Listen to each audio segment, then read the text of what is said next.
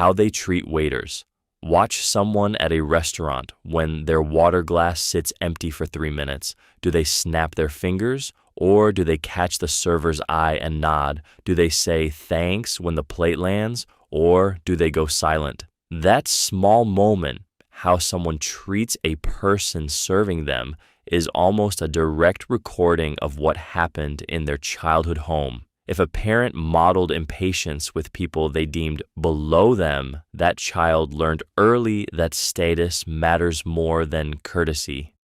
If a parent said please to a housekeeper the same way they'd say it to a doctor, that kid absorbed a different rule.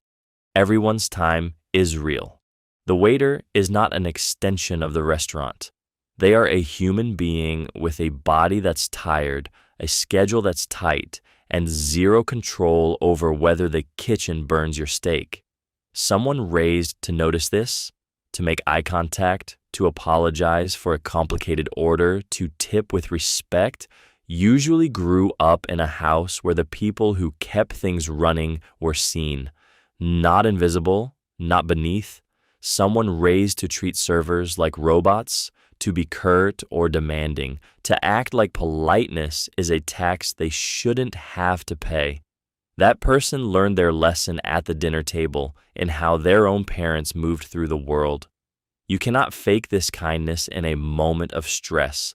What you do when you're tired, hungry, and impatient is what you actually believe. The waiter knows, you know, and if you're honest with yourself, you know exactly where it came from. That's the mirror waiting at every table. Reaction to being interrupted. Watch someone mid-sentence when you cut in with something urgent. Do they barrel through like you weren't there? Do they stop, smile, and hand you the floor? Do they freeze mid-word and never quite finish the thought? That micro moment tells you more about their childhood than any conversation ever will. If you grew up in a house where talking over each other was just the music of dinner, where volume meant your idea survived, then interruption feels like normal air. You do it without thinking and barely register it when it happens to you. You learned that words are a competition, not a turn.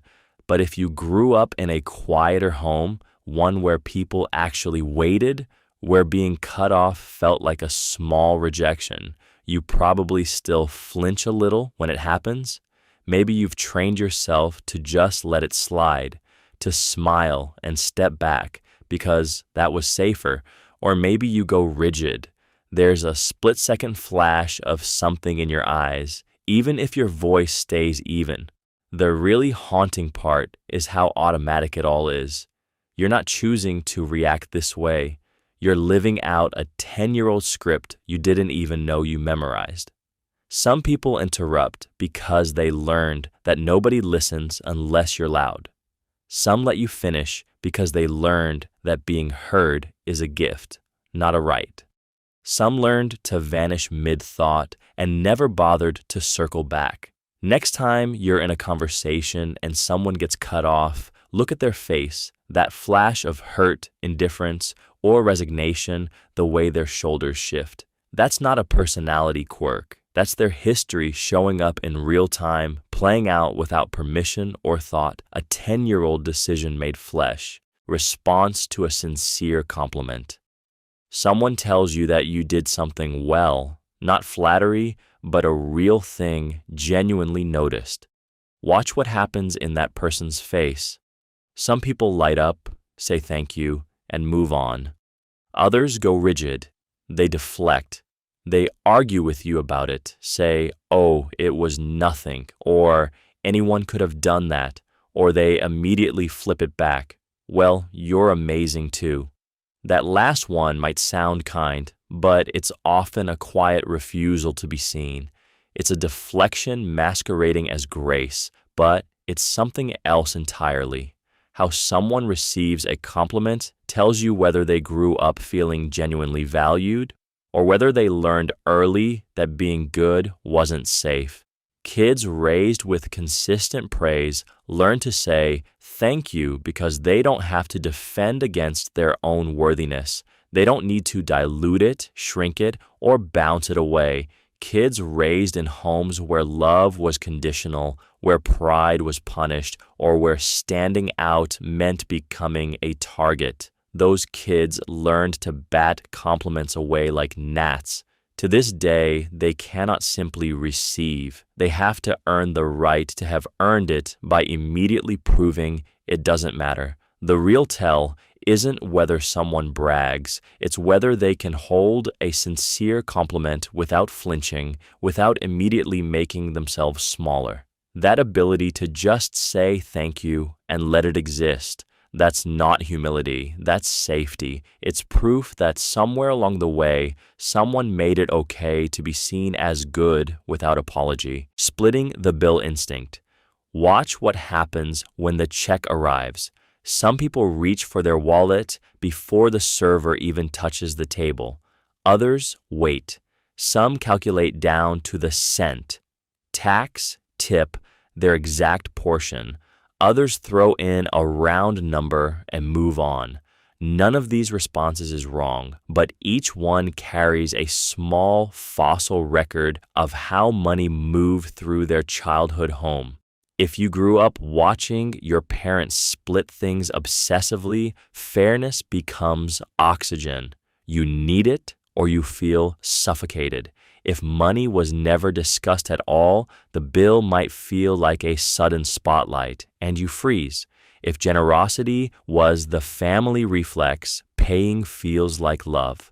If scarcity was the grammar of your house, every dollar carries weight, and splitting precisely feels like respect. The weird part is that most people don't realize their bill-splitting instinct is a choice at all. It feels like just how things are done.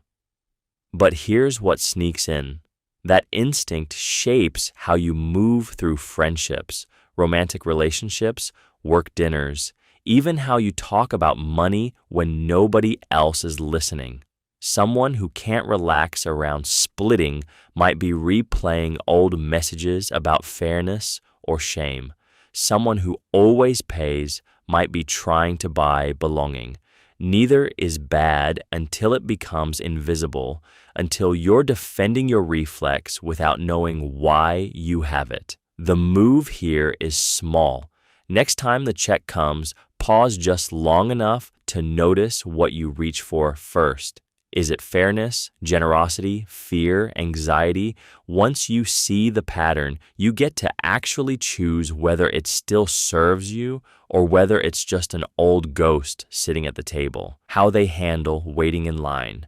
Watch someone at the grocery store when the line isn't moving. Their phone comes out. Their weight shifts. Maybe they sigh or check their watch a third time in 2 minutes. The way they stand in that queue tells you everything about what they learned early about patience, entitlement, and other people's time. Some people treat waiting like a betrayal. They huff, they tap their foot, they make eye contact with strangers as if to say, "Can you believe this?" Others settle in with zero agitation, almost meditative, like they expected the world to move at its own pace and they're fine with it. Neither is accidental. Kids raised in environments where adults modeled impatience, always rushing, always frustrated when things didn't move fast enough, they internalize that the world should bend to them. Waiting becomes an insult, but children who grew up around patient people or who were quietly taught that waiting is just part of being human, they develop a different nervous system response. They don't take it personally. It's one of the least performative tells you'll ever see. Nobody's trying to impress you in a checkout line. They're just being who they were made to be, unfiltered and real. That calm or that low simmer of frustration has a history older than the person standing there. The next time you notice yourself tensing up, like slowness is a personal attack, or you see someone completely zen about a slow cashier, you're looking at echoes of a childhood kitchen, a parent who rushed, or a parent who didn't. What they do with silence. You're sitting across from someone and the conversation hits a pause. Watch what happens next. It tells you everything. Some people fill it instantly, throwing out a joke or a question, their discomfort so visible they're practically vibrating. Others lean into it like it's a warm bath, completely at ease while you're the one squirming. A third kind gets sharp, cold, like silence is a weapon someone used on them a long time ago. These aren't personality quirks, they're fingerprints from childhood. If a parent used silence as punishment, withdrawal, the cold shoulder, the weaponized timeout, their kid grows up fearing it, rushing to fill any gap before it can swallow them whole. If silence meant safety, meant you could think without being interrupted or criticized, you'll seek it out, crave it even. And if silence meant chaos or shame, the heavy kind that happens right before a blow lands, you'll either attack it with noise or flinch away from it completely. The way someone sits with quiet tells you how they were allowed to be, whether they were given space to think or whether their mind was treated as something that needed constant correcting, whether they learned that stillness was dangerous or sacred. Some people's families were loud, chaotic, never leaving room for their own thoughts to land. Others grew up in cold houses where talking meant risk, and some grew up where quiet was simply quiet, a place to rest, not a place to fear. Next time you notice, pay attention. Are they rushing? Are they calm? Are they angry? That behavior isn't random. It's written in how they were raised, coded into the space between their words. Apologizing before it's needed. Watch someone raised to keep the peace, and you'll spot it fast. They apologize for things that haven't happened yet. A friend mentions a minor inconvenience, and they're already sorry. Sorry for taking up space, sorry for existing at the wrong moment, sorry for the traffic that made them 5 minutes late. It's not guilt exactly. It's more like they learned early that staying small and contrite kept the house running smoothly, kept the anger at bay, kept everyone's mood from tilting toward them. When a parent was volatile or when love felt conditional on compliance, a child learns to apologize before the crime, to disarm before the accusation lands. It becomes muscle memory. They walk into a room and feel wrong, so they preempt the judgment by offering contrition nobody asked for. Here's what matters. This habit broadcasts something to everyone around you. It says you're safe to disappoint, that you won't hold them accountable, that their comfort matters more than your dignity. People become careless with you, not out of malice, but because you've already absorbed all the blame before they had to think about their part. If you catch yourself doing this, pause and notice when the apology comes. Is someone actually upset, or are you bracing for impact that hasn't landed? Are you solving a real problem or performing contrition to stay small?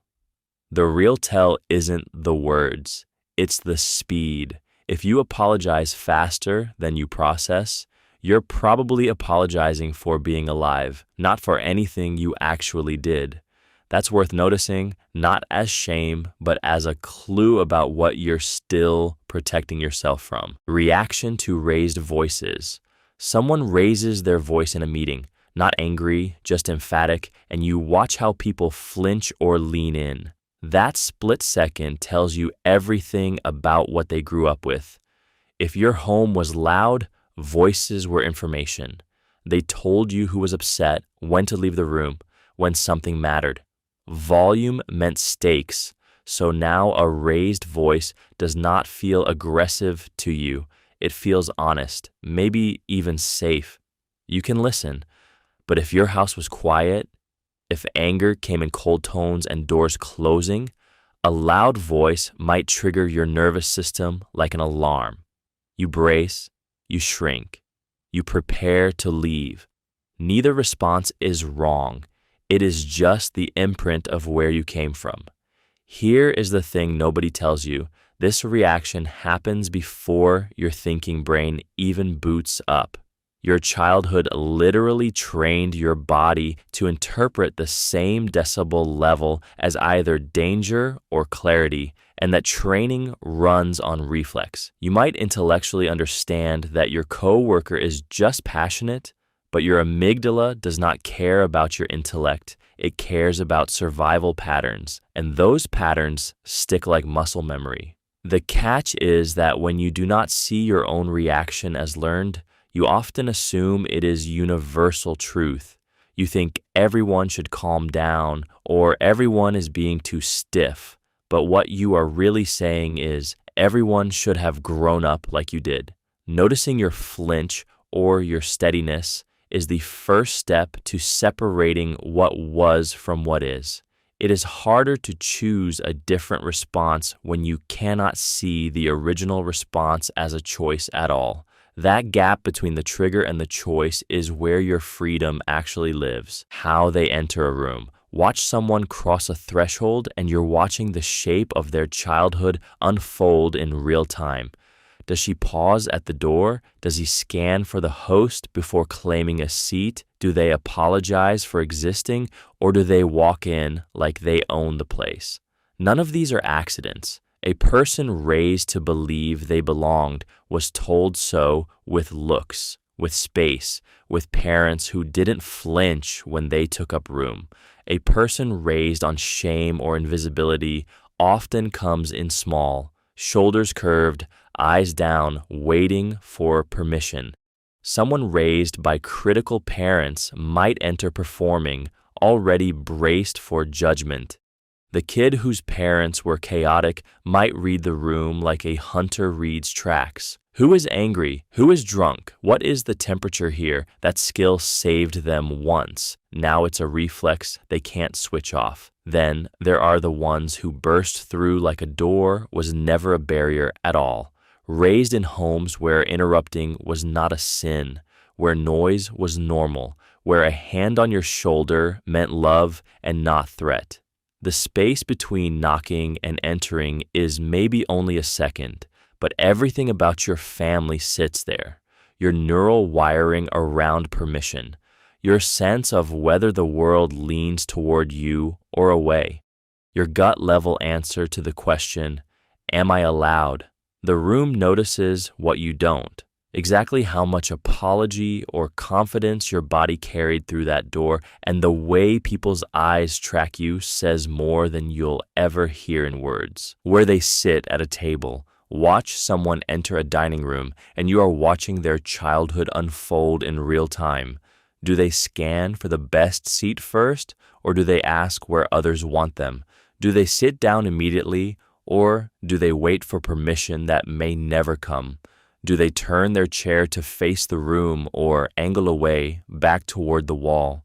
These choices are not accidents. They are old muscle memory learned before language became conscious. Someone raised in chaos might always need to see the door, the exits, who just arrived, their nervous system forever running threat assessment. Someone raised in scarcity might automatically reach for food first, eat quickly, or position themselves closest to the serving bowl. Someone raised where they were seen might sit centered, facing everyone equally, taking up space without apology. Someone raised to be invisible might choose the corner, the chair against the wall, the seat that requires no one to look directly at them. Someone raised in a loud family might sit far from the table center, creating their own small perimeter.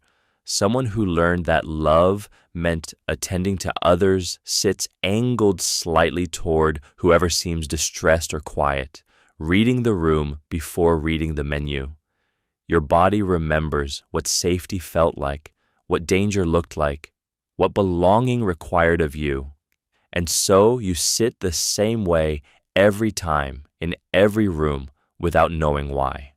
The next time you notice where someone chooses their place, you are not seeing a preference or idle habit. You are seeing what their nervous system learned to do in order to survive. Response to unexpected kindness. Someone holds a door.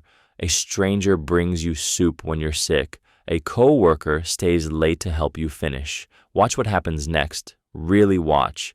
Some people light up, say thank you, meet the eye, and let it land. Others deflect so fast it's almost violent. Oh, you shouldn't have, or I feel bad, or launching into a full accounting of how they'll repay the favor immediately. Some freeze, some apologize for being a burden, and some, rarest of all, simply receive it like a gift that was always meant for them. These reactions carve a map of early life. Kids raised in scarcity, whether emotional, financial, or physical, often learned that nothing comes free. Kindness meant you owed something back, or it meant you weren't strong enough to handle things alone, or it meant the person wanted something from you later. Kids who grew up in abundance, especially when shown unconditional care, tend to accept help without the machinery of guilt. But here's what lives underneath both. If you can't receive kindness without deflecting or repaying, you're still operating under the old rule that you're only worth the transaction. You're still that kid waiting for the catch, the people who can simply say thank you and keep moving. They were shown, probably early and repeatedly, that they were worth taking care of without earning it first. When someone does something kind and you feel that tightness, that urge to fix it or owe it back, just pause. Maybe that's old training talking. Maybe it's time to let someone give without turning it into a debt. That pause itself is the first step toward believing you're worth something that doesn't have to be earned. How they say goodbye. Watch someone leave, not the grand departure, the small one. They're at the door, conversation winding down, and you'll catch it instantly, the way they linger or vanish, whether they turn back, if they name what's ending, or just let it dissolve into air. A person raised with attunement tends to linger slightly, make eye contact, sometimes touch your arm, or offer a specific next time moment. They learned that leaving is a small ritual, not a convenience. Someone raised with indifference might ghost the goodbye entirely, already thinking 3 steps ahead, phone in hand, body angled toward the next thing before words even finish. A person who grew up in high-conflict homes often rushes the departure like they're fleeing, or they over-explain their leaving as if they owe you justification for it. And then there's the person who repeats the goodbye 3 times, each one softer, like they're afraid the first one didn't land. Usually, someone who learned that love lives in second chances and didn't want to disappoint.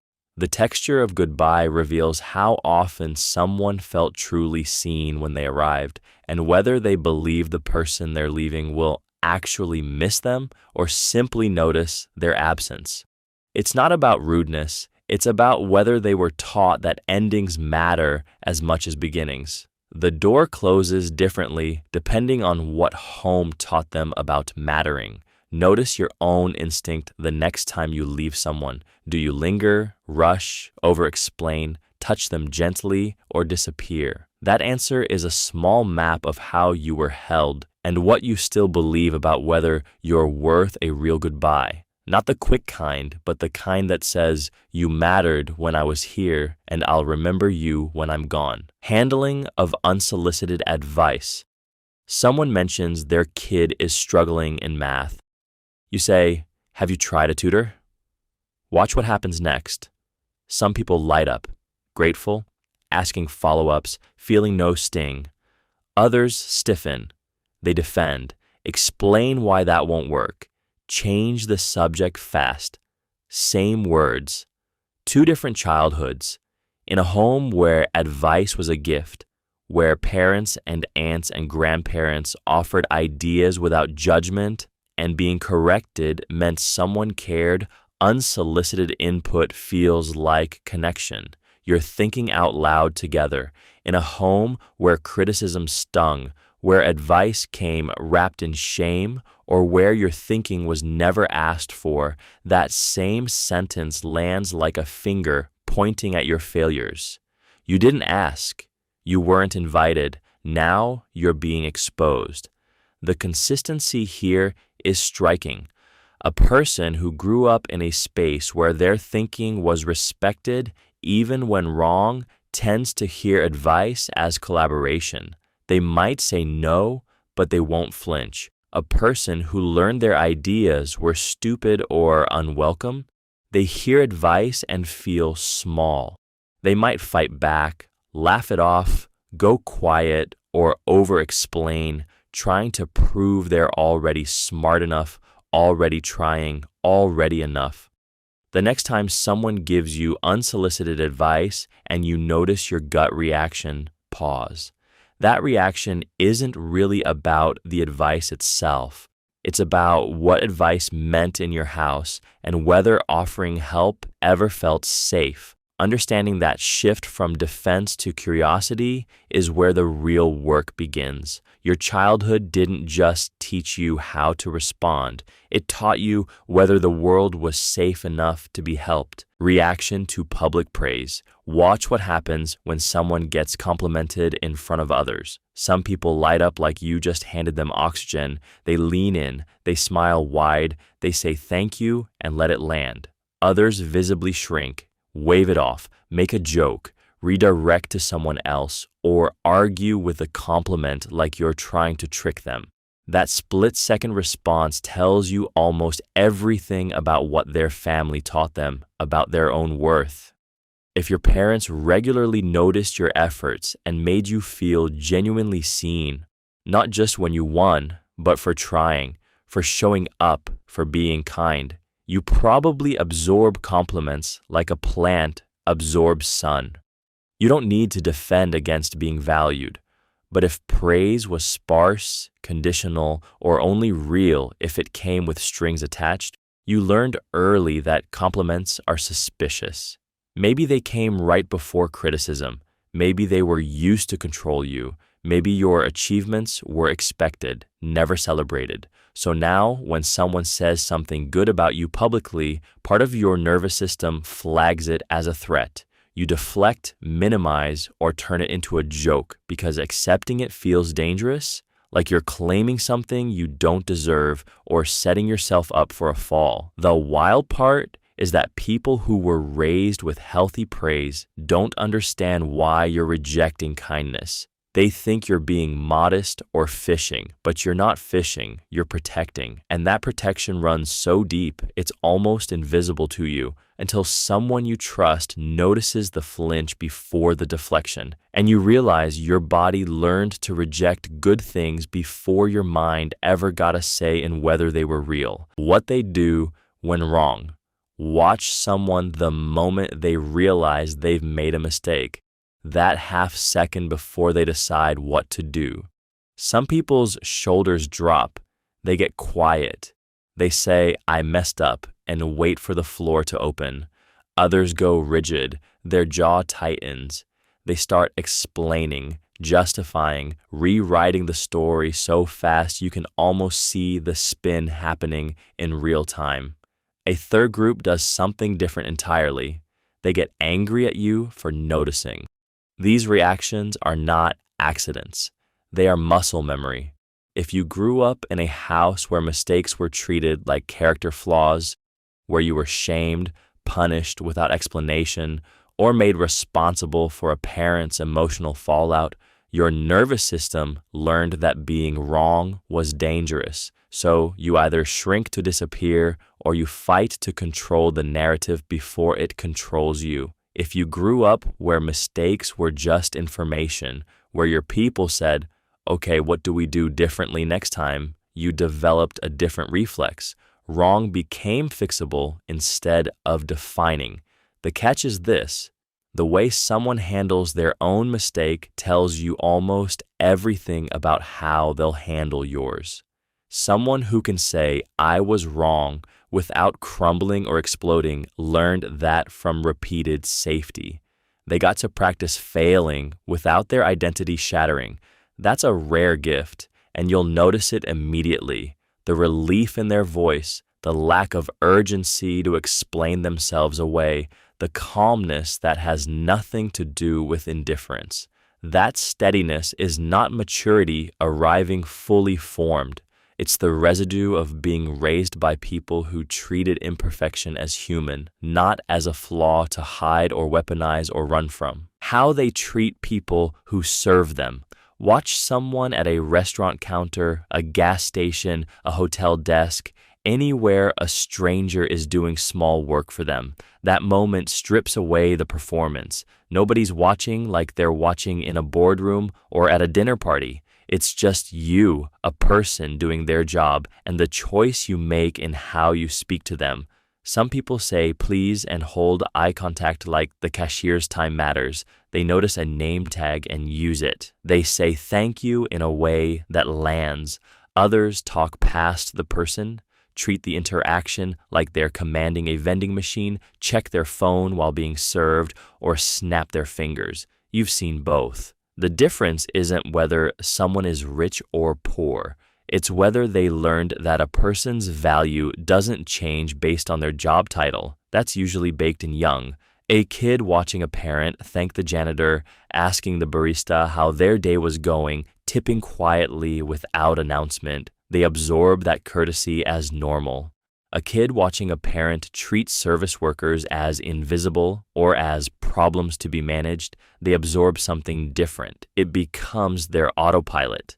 By adulthood, how someone treats a server or a cashier isn't a choice they're making consciously anymore. It's running on old code from home, which is why it's so telling. You can't fake kindness at that frequency over a lifetime. So if you want to know who someone really was raised to be, don't watch them with their boss or their in-laws. Watch them with someone whose job is to help them. The mask always comes off. Comfort with physical touch.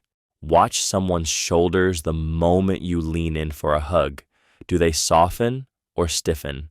That micro flinch tells you something nobody put into words when they were young, whether their body learned that touch was safe or whether it learned to brace. Your relationship with physical contact runs deeper than preference.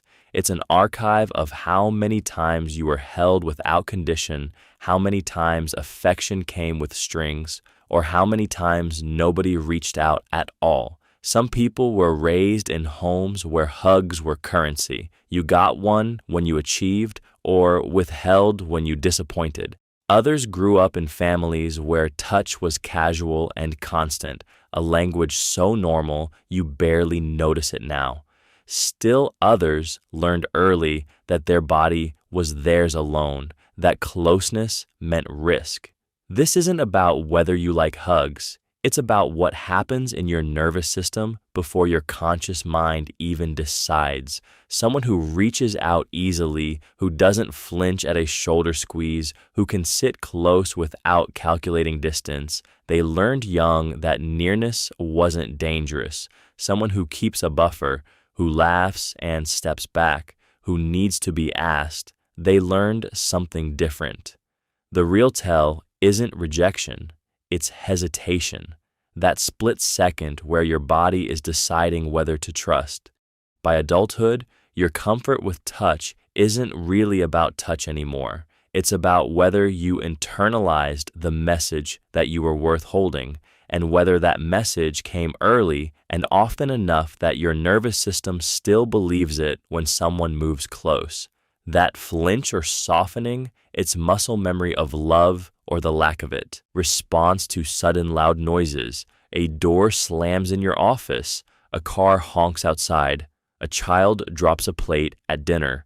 Watch what happens next, not to the person who made the noise, but to everyone else in the room. Some flinch and jump, then laugh it off.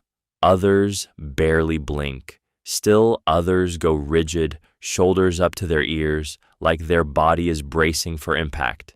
That split-second gap between stimulus and recovery, it's a window into childhood. If you grew up in a home where yelling was normal, unpredictable, or meant danger, your nervous system learned to stay vigilant. Sudden noise became a signal. Your body didn't learn it was safe to relax. Conversely, if loud noises were rare or always benign, a parent's laugh, a door closing gently, predictability overall, Your startled response stayed calibrated to normal threat levels. You can sit through a movie theater preview without tensing your entire spine. The fascinating part is that this response runs deeper than logic. You might rationally know that a honk is harmless, but your amygdala doesn't care about rationality. It cares about the pattern your childhood taught it. Someone who grew up in chaos can work it through therapy or nervous system regulation, but the original map was written early and in capital letters. So the next time you notice someone's outsized reaction to a simple sound or your own grip tightening at noise, you are not watching weakness or overreaction. You are watching an old survival tool that is still running in the background, doing its job the only way it knows how, waiting for the day someone teaches it that the world has changed. How they hold a fork. Watch someone eat at a table and you're watching a small archive of their childhood.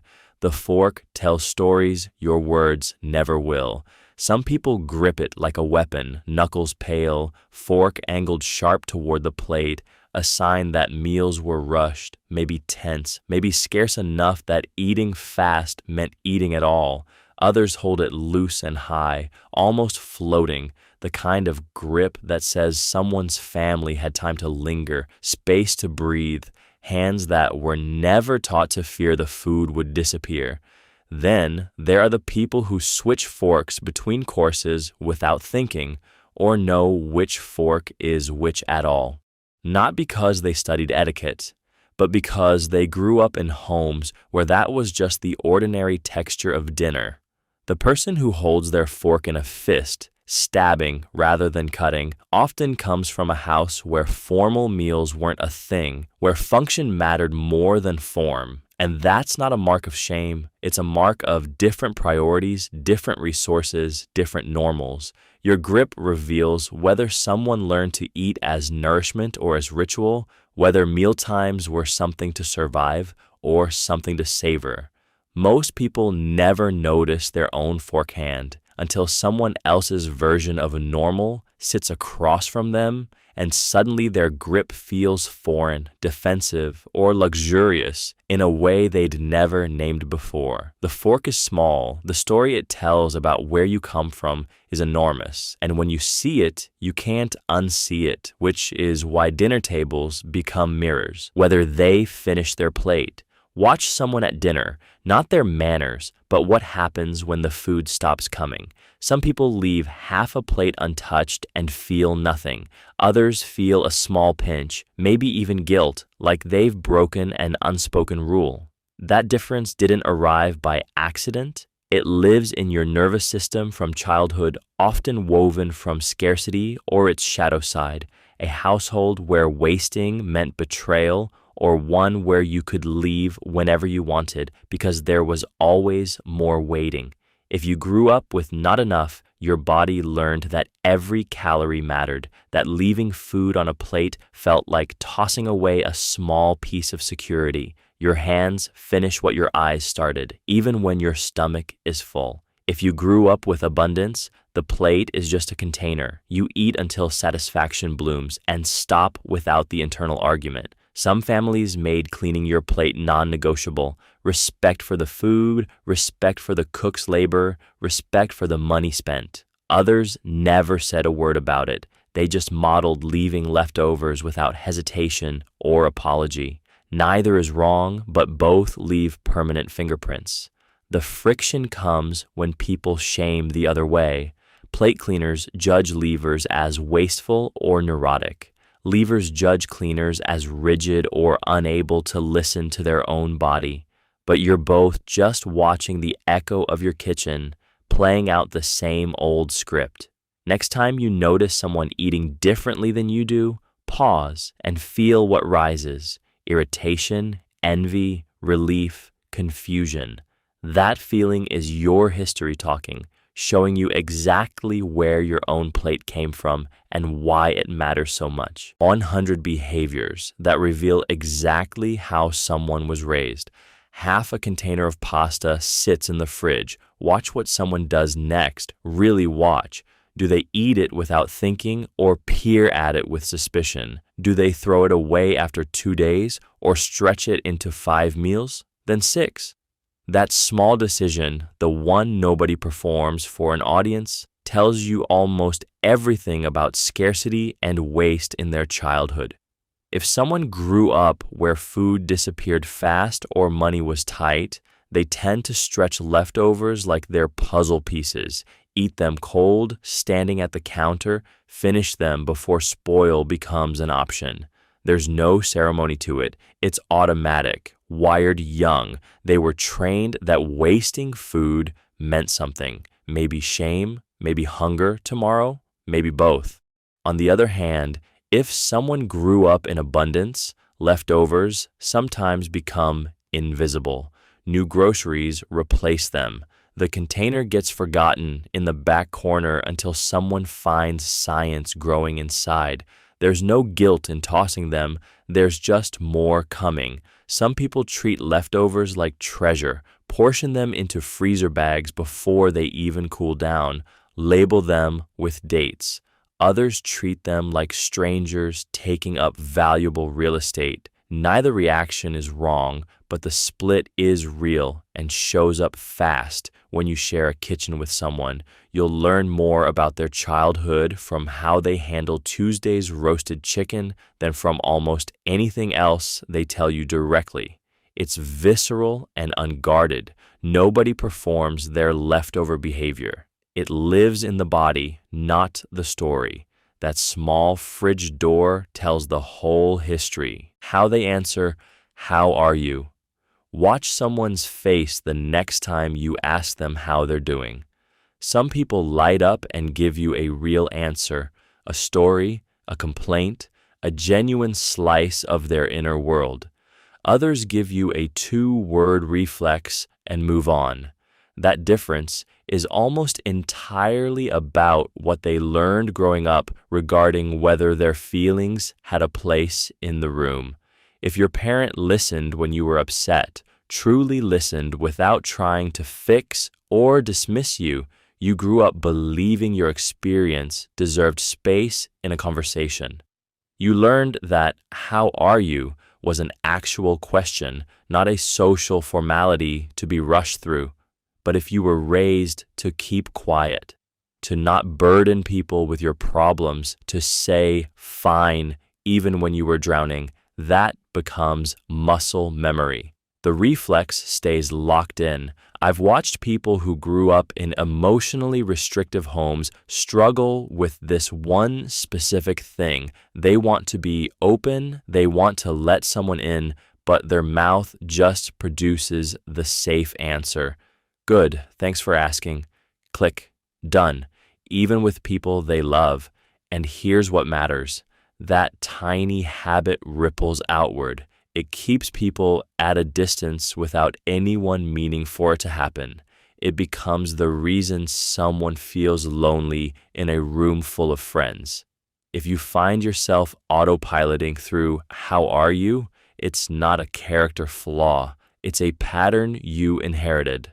But patterns can be rewired. Try it this week. When someone asks, pause for 2 seconds before answering.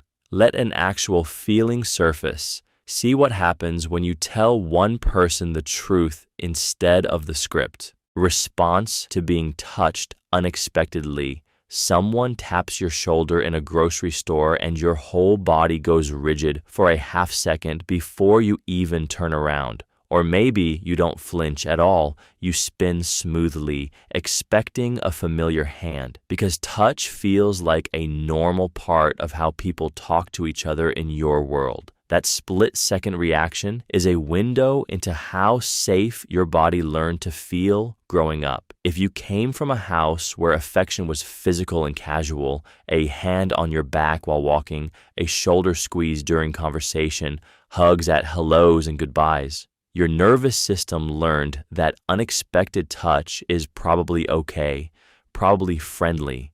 Your body trusted before your mind could confirm. But if touch was rare, or if it came with unpredictability or anger, your nervous system learned to stay vigilant. An unexpected hand might have meant pain once, or at least intrusion. So now, even in a safe grocery store with a safe stranger, your spine remembered something your conscious mind may have forgotten. The tricky part is that people from low-touch childhoods sometimes interpret their own flinching as proof they don't like closeness, when really it's just that their nervous system is running old security software. Meanwhile, high-touch people sometimes miss social cues that their closeness is uncomfortable for others because it never occurred to them that a simple touch could feel invasive. Neither one is right or wrong, just calibrated differently. But knowing which one you are and why might help you understand what feels like rejection or coldness in someone else's body language. What looks like distance is usually just a nervous system doing the job it was trained to do. It's rarely about you. How they react to others being praised. Watch what happens in a room when someone else gets complimented. A coworker lands a promotion, your partner's friend gets recognized, your sibling does well at something. That moment tells you almost everything about what kind of house they grew up in. Some people light up. They mean it. Their face doesn't flatten. They ask follow-up questions. They seem genuinely invested in the good thing that happened to someone else. That usually means they grew up somewhere love wasn't scarce, where one person's win didn't have to be another person's loss. Then there are people who go quiet, eyes flat. They change the subject fast, or they offer a compliment with teeth in it. That's nice, but the bar must have been low, or good for them, I guess. Maybe they jump in with their own story, something bigger, something that steals the oxygen from the room. That's the tell. That's the house where praise was finite, where getting noticed meant someone else went unseen. Kids who grew up hungry for that spotlight never quite stop competing for it, even when nobody's keeping score anymore. The cruelest version is the person who seems supportive but subtly diminishes. That's great, followed by exactly why it doesn't matter. That comes from a specific kind of home, one where compliments came with conditions, where achievement was expected, where nothing was ever quite enough. The good news? You can catch yourself doing this. The next time someone shares a win, notice whether you're actually listening or already reaching for your own story. That tiny awareness, that pause before you speak, is where the pattern breaks. Your childhood wrote the script, but you get to edit the lines. What they do with a closed door. A closed door in someone's house tells you something their words never will. Watch what they do when they encounter one. Yours, a child's, a stranger's at an office. Do they knock before opening? Do they pause, hand on the knob, waiting for permission? Or does the door just swing open like it belongs to no one? That automatic respect for a boundary, that split-second choice to knock or not, comes from years of being shown that other people's space matters. Kids who grew up in homes where parents burst into bedrooms unannounced, where privacy was never really private, often grow into adults who don't knock. It is not malice. It is just the architecture of how they were raised. They never learned that a closed door is a question, not an obstacle. On the flip side, people who grew up with that respect built in will knock on a bathroom door even if they are pretty sure no one is inside. They will wait in a hallway instead of assuming entry. They will ask before touching someone else's phone or opening a shared fridge. These are not big moral victories. They are tiny deposits of courtesy that add up to something larger. A person who understands that other humans own their own space, their own time, their own yes and no. Watch someone's hand on a door in the first 5 minutes. That tells you whether they learned to see other people as having borders or whether they learned the world was mostly theirs to move through. It is not about judging them. It is about understanding the invisible rules they inherited. Reaction to broken objects. You drop a mug in your kitchen and it shatters. Watch what happens next. Not the mess, but you. Do you freeze? Do you immediately joke? Do you blame yourself? Or do you reach for the broom without a second thought? That split second tells a story that started decades ago. Growing up, some people learned that broken things meant anger, that accidents were moral failures, that a dropped plate could trigger silence or a raised voice. Others learned that accidents happen, that breaking something is inconvenient, not condemning. So now, as an adult, you carry one of two scripts. If your parents treated breakage like betrayal, you probably feel a small wave of shame or dread before you even assess the damage. Your nervous system learned early that broken equals bad. If your household treated accidents like natural consequences, fix it, move on, you feel annoyance maybe, but no shame. The mug is just a mug. But here's what matters. It's not about the object, it's about whether you inherited a framework where mishaps are about fault or just physics. Someone who can break something and laugh or calmly grab a dustpan without self-recrimination learned early that they weren't defined by their mistakes. Someone who feels a spike of shame or braces for invisible judgment learned something different. That reaction, that flash of emotion before rationality catches up, that's a fingerprint of your childhood. And noticing it now, as an adult, is the first step to deciding whether to keep wearing it or to learn a gentler way forward. The next time something slips from your hand, pause for just a beat. What does your body do before your mind can argue back? That answer is worth listening to. How they treat their own belongings. Watch what someone does with something they own when nobody's looking. That moment of privacy strips away performance. A pen gets lost and they shrug, grab another. A jacket wrinkles, into a pile it goes.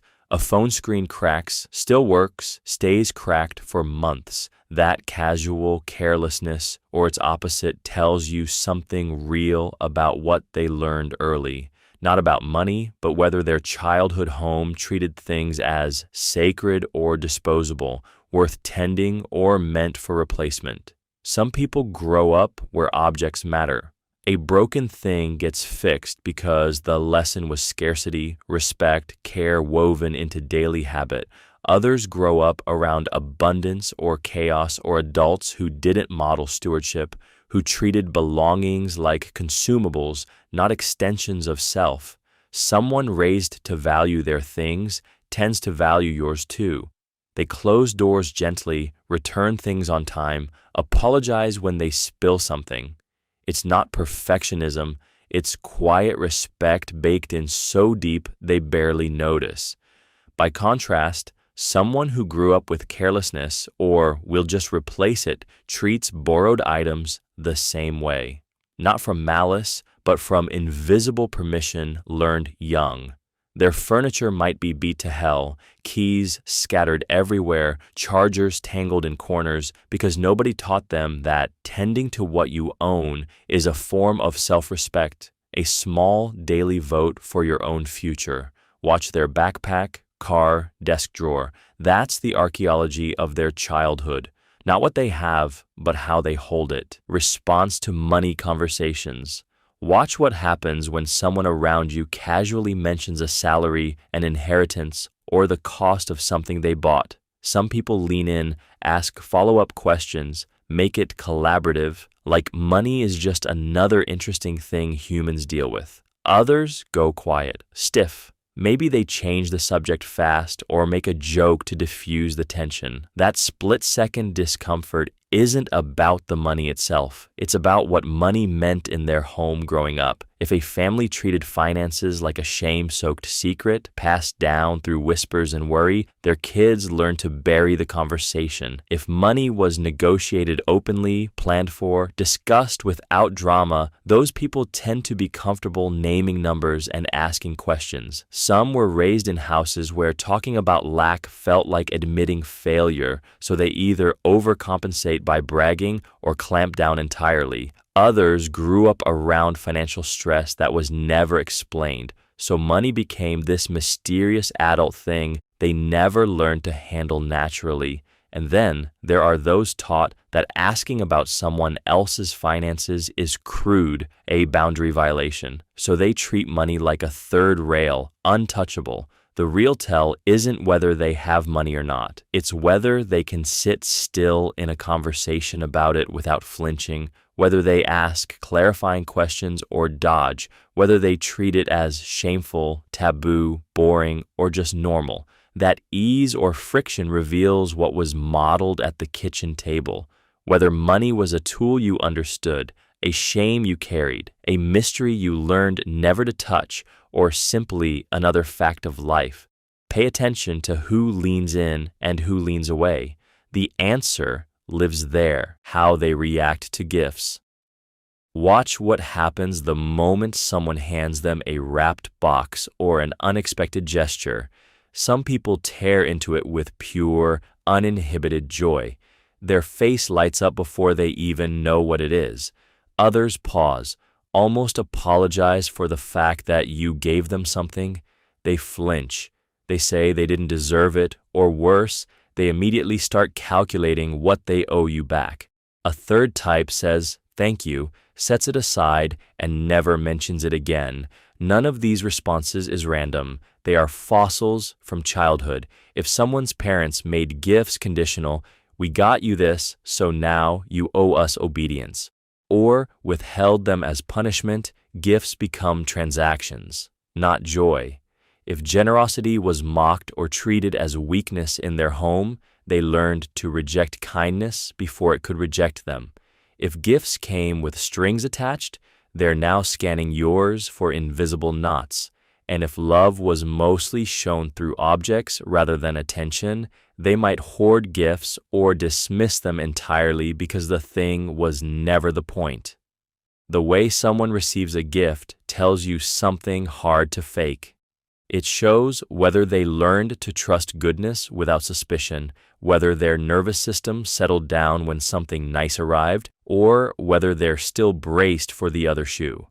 Pay close attention to whether they can just say thank you and let it land, or if they need to shrink, deflect, offer immediate repayment, or disappear into their phone. That small moment, those first 5 seconds, reveals everything about whether their childhood taught them that good things are safe or whether kindness still feels like a trap waiting to spring. Comfort asking for help.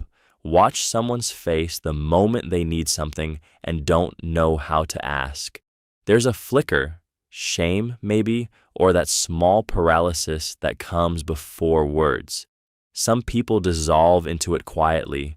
Others barrel through and name what they need in one breath, no apology attached. That gap didn't happen by accident. It was built, brick by brick, in how many times they watched a parent say, "I don't know," without flinching, or how many times asking got them shamed, forgotten, or made them feel like a burden anchored to someone's neck. If your childhood home treated vulnerability like weakness, asking for help becomes an admission of failure instead of a natural human thing. You learn to solve alone, to white-knuckle through impossible tasks, to swallow the ask until it doesn't come anymore. But some people grew up in families where asking was safe, where a parent looked grateful to be needed, where a sibling pitched in without scorekeeping, where asking wasn't a debt you'd have to repay with silence and loyalty. That teaches you something radically different. That connection means giving and receiving. That admitting limits doesn't shrink you. it expands you. When you meet someone who names their need easily without rehearsal or apology, that's often what you're seeing. A childhood where asking was loved back. And when you watch someone struggle to say, "I need help," even as they're drowning, that's not laziness or pride. That's the ghost of an old lesson, still working in their nervous system. Your willingness to ask for help today is less about you and more about what your earliest people made it mean to be human and tired. Reaction to being told no. Watch someone's face the moment a boundary gets drawn. A partner says no to a plan. A boss declines the request. A friend can't make it. What happens in that first beat, before the smile, before the words, tells you almost everything about what house they grew up in. Some people pause and recalibrate, like no is just new information. Others freeze slightly, as if the word landed wrong. Still others push back immediately, testing the boundary like it might be negotiable if they just press harder. If someone grew up in a home where no meant the end of conversation, they likely learned to accept it cleanly, maybe even gratefully. If no came wrapped in guilt or shame, if saying no to a parent meant hours of silent treatment or anger, then no probably still feels like rejection to them now. They might apologize profusely, scramble to fix it, offer alternatives they can't actually deliver, or loop back to the request 3 times in different ways. Some people were raised where no was almost never spoken aloud, where disappointment stayed quiet and resentful. Those folks often go numb or withdraw when they hear it. And then there are those who heard no so casually, so often, with so little explanation that they genuinely don't believe it applies to them. They'll smile and proceed anyway. The real tell isn't whether they accept the no, it's what they do with the discomfort it creates, how long they sit with the sting before moving on. That reaction, that small moment of friction, is a window into a childhood you'll never see but can absolutely recognize. Pay attention next time, you'll see it everywhere. How they handle authority figures. Watch someone when a cop pulls them over, or a boss corrects them in front of others, or a parent-in-law makes a pointed comment at dinner. That moment is where childhood lives. If you grew up with a parent who could admit mistakes, you probably don't flinch when authority speaks. You listen first, defend second. But if your house was one where the adult's word was law and questions were dangerous, you might feel your chest tighten. Some people default to compliance so smooth it looks like confidence. Some people go stiff, silent, calculating the safest response. Some swing the other way entirely and push back hard against anything that smells like control. None of these are accidents. They are old reflexes, worn smooth by years of learning what kept you safe. The person who automatically softens and cooperates, they probably grew up with reasonable adults. The one who goes rigid, authority probably felt unpredictable or volatile.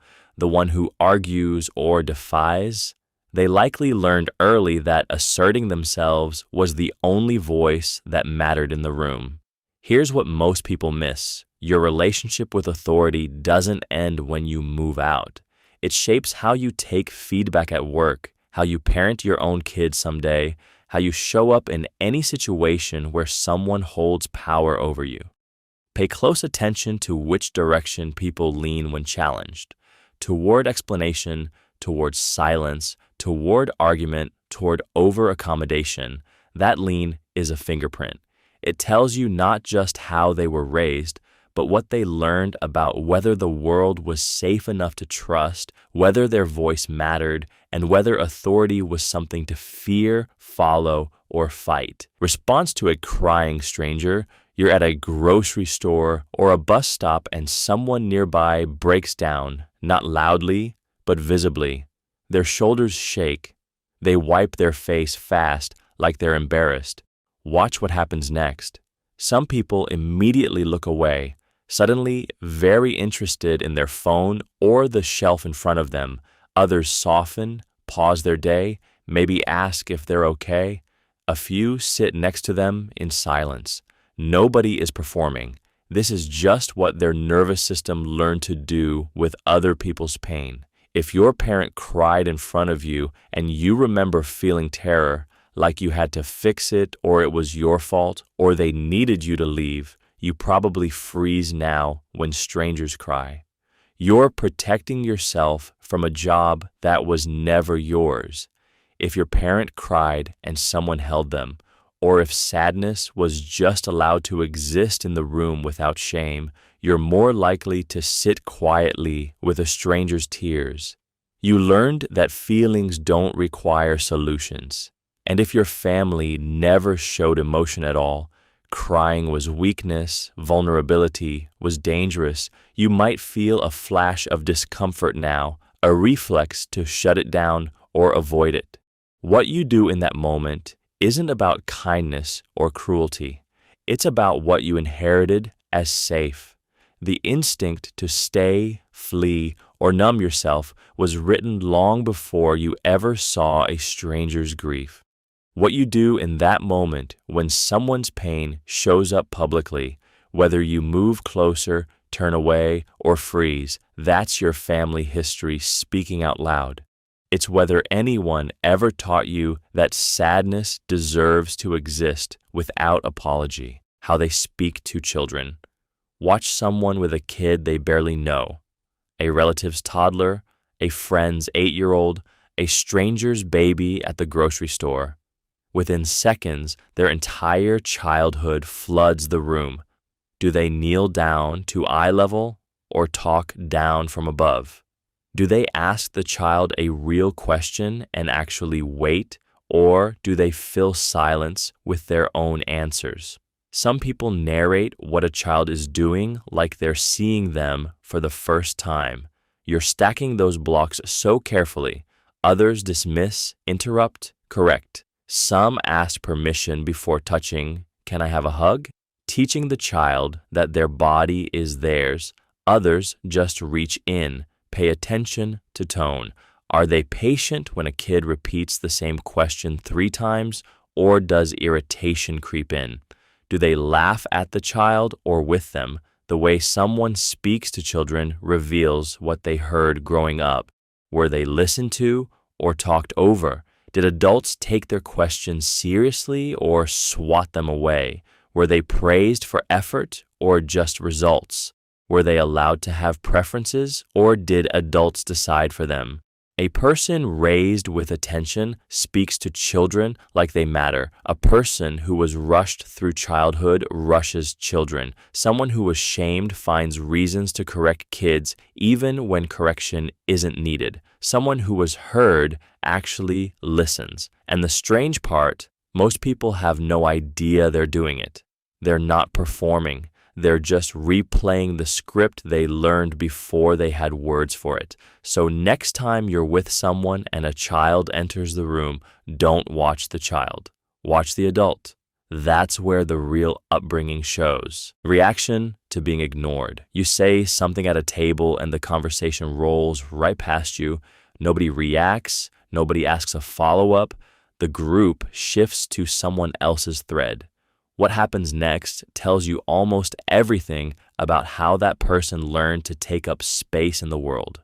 Some people sit quietly and shrink, assuming the silence means what they said was stupid or unworthy. They've learned that rejection is their fault, that reaching out invites pain, so they practice disappearing. Others get louder. They'll interrupt the next opening, repeat themselves 3 times, force the room to acknowledge them because being overlooked feels like a threat to their existence. Still others do something stranger. They laugh it off, make a self-deprecating joke, diffuse the moment with charm so nobody has to feel awkward about missing them. And a small group just keeps talking, unbothered, as if the room's attention was never the point. None of these reactions are about that single moment. They're muscle memory from childhood, recordings of whether they were seen and heard at home or learned that speaking up meant being criticized, mocked, or drowned out? Did they have to be loud to matter, or did they internalize the message that their thoughts were inherently less valuable? The person who shrinks wasn't born believing they're invisible. Someone taught them that. The person who performs didn't develop that habit overnight, and the unbothered one probably grew up in a house where their worth wasn't pinned to external validation. Watch how someone handles being overlooked, and you're watching a tape they've been running on repeat for decades without realizing they can change the channel. What they do when late. You're waiting at a restaurant. Your friend texts, running 5 minutes behind, then 10, then 20. Some people will apologize 3 times before they sit down, shoulders already tense, radiating guilt like heat. Others will arrive breathless, order immediately, and never mention it. And a third kind will stroll in, order a drink, and assume the delay dissolved the moment they walked through the door.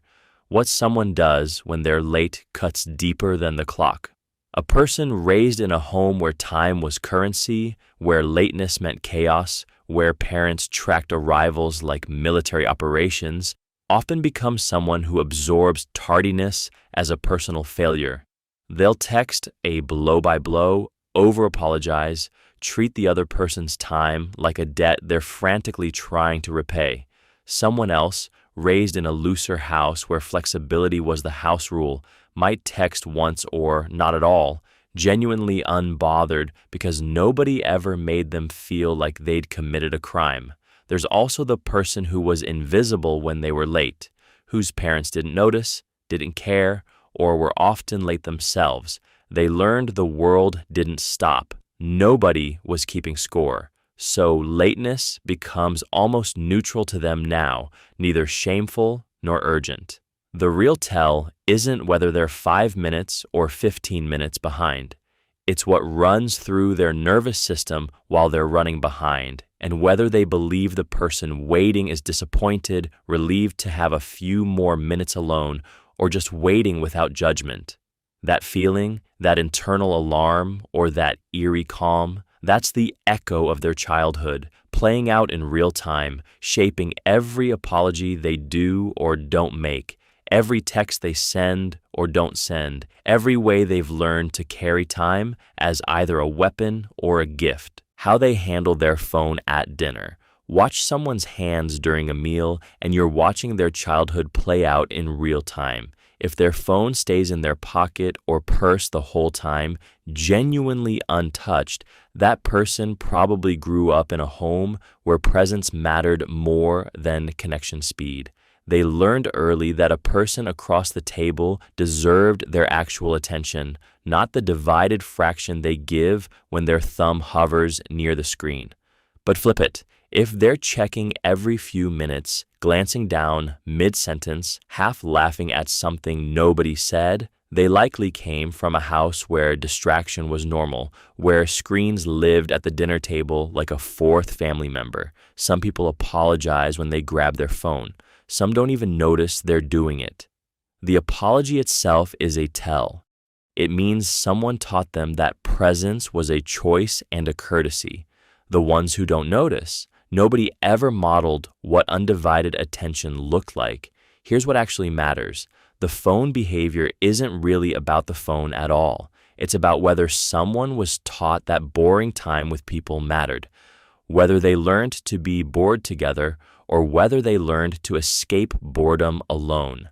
That skill, the ability to just sit with someone without a dopamine hit, doesn't appear out of nowhere at 30. You either learned it at 7 or you're still learning it now.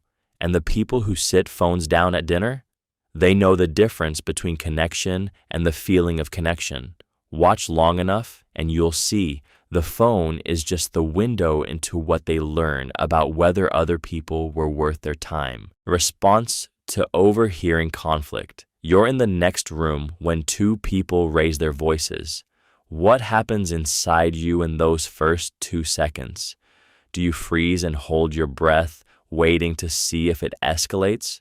Do you immediately move closer to understand who is angry at whom? Do you find yourself trying to smooth things over before anyone gets hurt? Or do you stay exactly where you are, unbothered, because raised voices just meant conversation in your childhood? The speed and direction of your instinct is pure biography. Kids who grew up in homes where conflict meant danger learn to read the room like a smoke detector. They know the difference between a normal argument and the kind that ends badly. Kids who grew up where disagreement was just noise, where people yelled and then laughed, they never developed that panic. And kids who grew up as mediators, the ones who learned early that their job was to keep the peace, they still feel that invisible pull to fix it, even now, even in someone else's fight. Your body remembers what safety looked like in your house. It remembers whether raised voices meant connection or catastrophe. The real tell is not whether you react. Everyone reacts, but whether you're responding to actual danger or to a ghost of one. That reflex lives so deep it bypasses your thinking brain entirely. Pay attention next time you hear it. Notice if you're solving a problem in front of you or running a script from 20 years ago.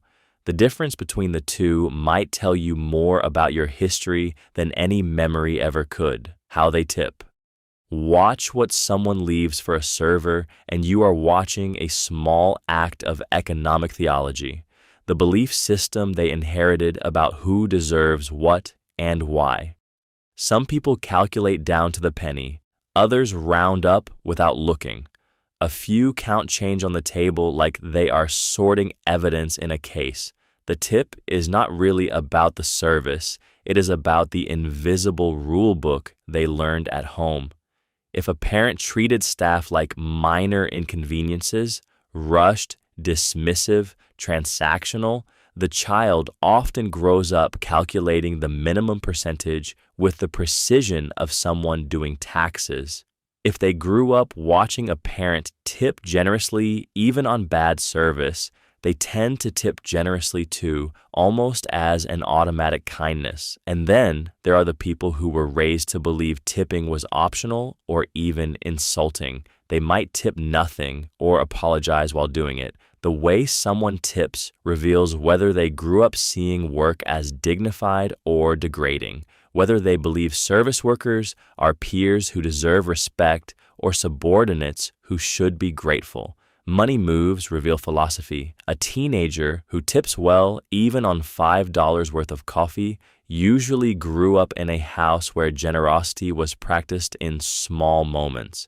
Someone who argues about the tip percentage often learns scarcity as a value, not just financial scarcity, but emotional scarcity too, where kindness felt like a limited resource you had to ration. The register moment is quick, forgettable for you. For the person receiving it, it lands differently depending on who they are. And the person handing it over is, in that moment, handing over a miniature version of how they were raised. Reaction to unexpected expenses. The car breaks down, a medical bill arrives, the roof starts leaking. Watch what happens next. Really watch. Because the way someone's body reacts to that sudden $500 hole tells you almost everything about what their childhood taught them about scarcity and control. Some people go quiet and make a list. Some people spiral into shame. Some laugh it off and figure it out by Thursday.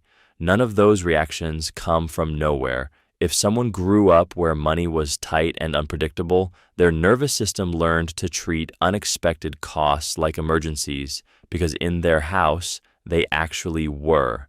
The body tenses. The mind goes catastrophic. They might immediately start cutting corners elsewhere, restricting joy, moving into a scarcity mindset that lingers long after they actually have the money to pay. Others grew up where their parents absorbed financial shocks quietly, handled it, moved on. Those people tend to pause, problem solve, and trust they'll figure it out. And then there are those raised to never talk about money at all.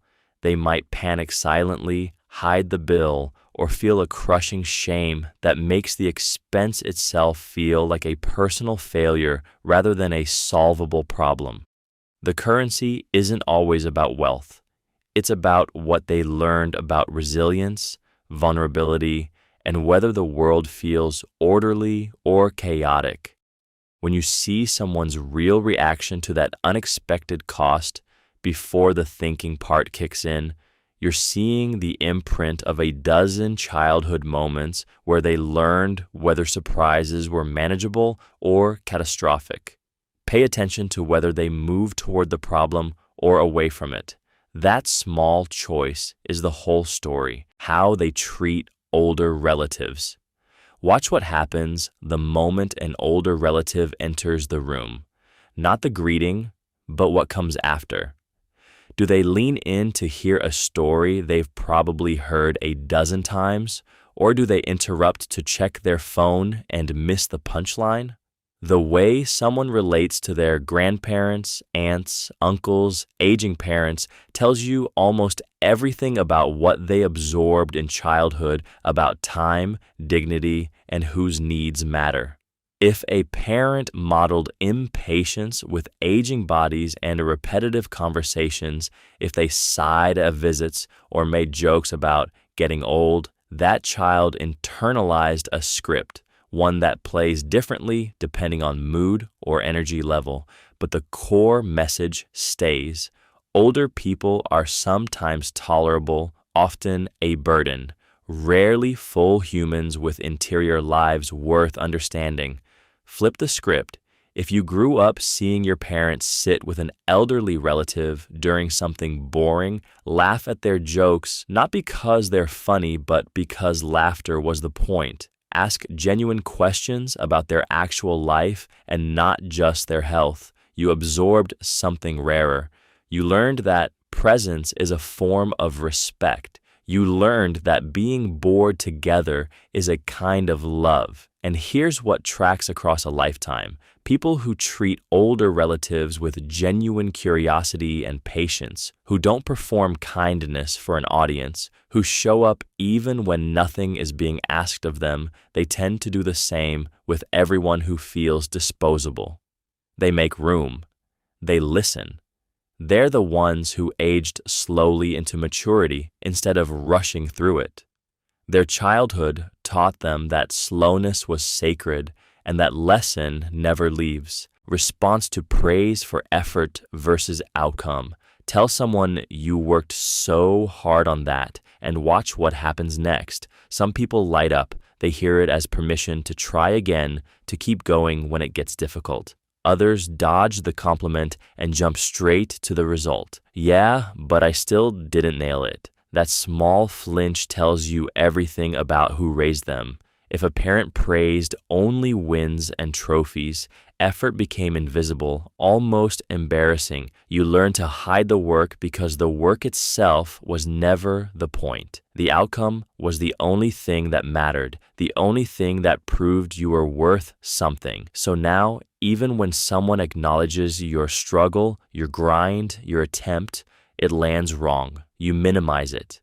You can't accept it because accepting it means admitting that trying matters, and you were never taught that trying alone was enough. On the flip side, if someone's parent said, "I saw you work hard and I'm proud," that person has permission to fail and keep showing up. They don't need to be perfect. Effort is the win.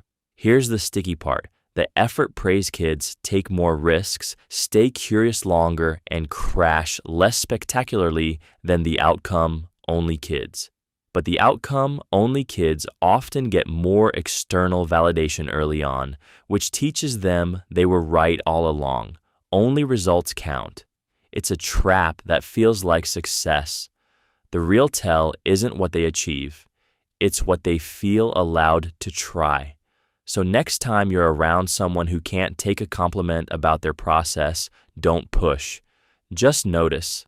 They learned young that invisible effort deserves no voice and that belief is harder to unlearn than any failure. How they handle losing a game. Watch someone lose at cards or chess or a pickup basketball game. You'll see something most mirrors hide. Some people laugh it off, shake hands, ask what they could do better next time.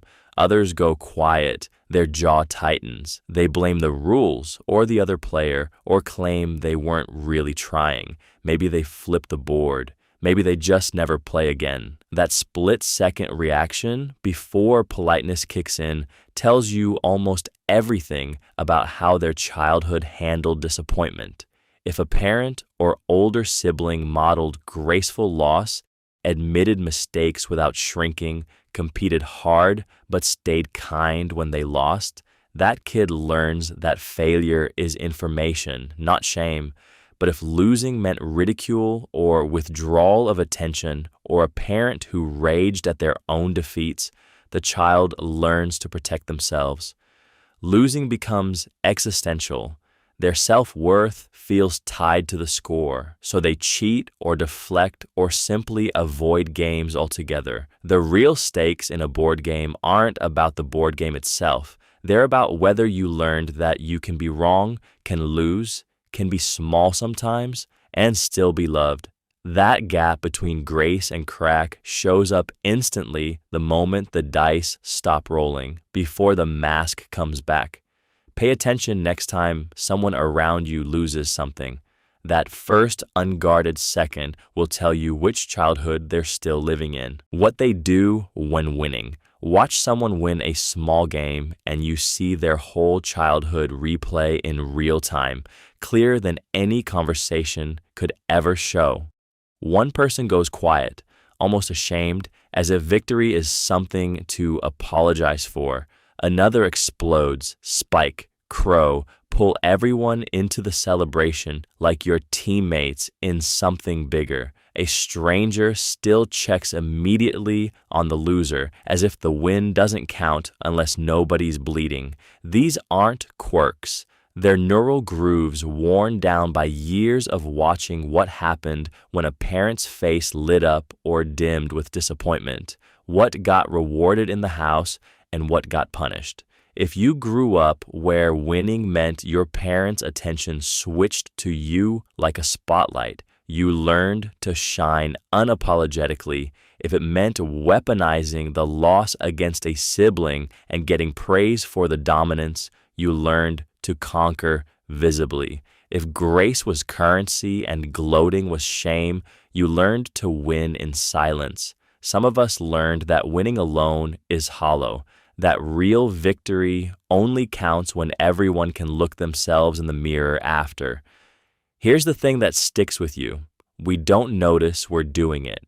The person who learned to minimize wins because attention once meant danger will dimmer themselves even in spaces where brightness would help them and the people around them.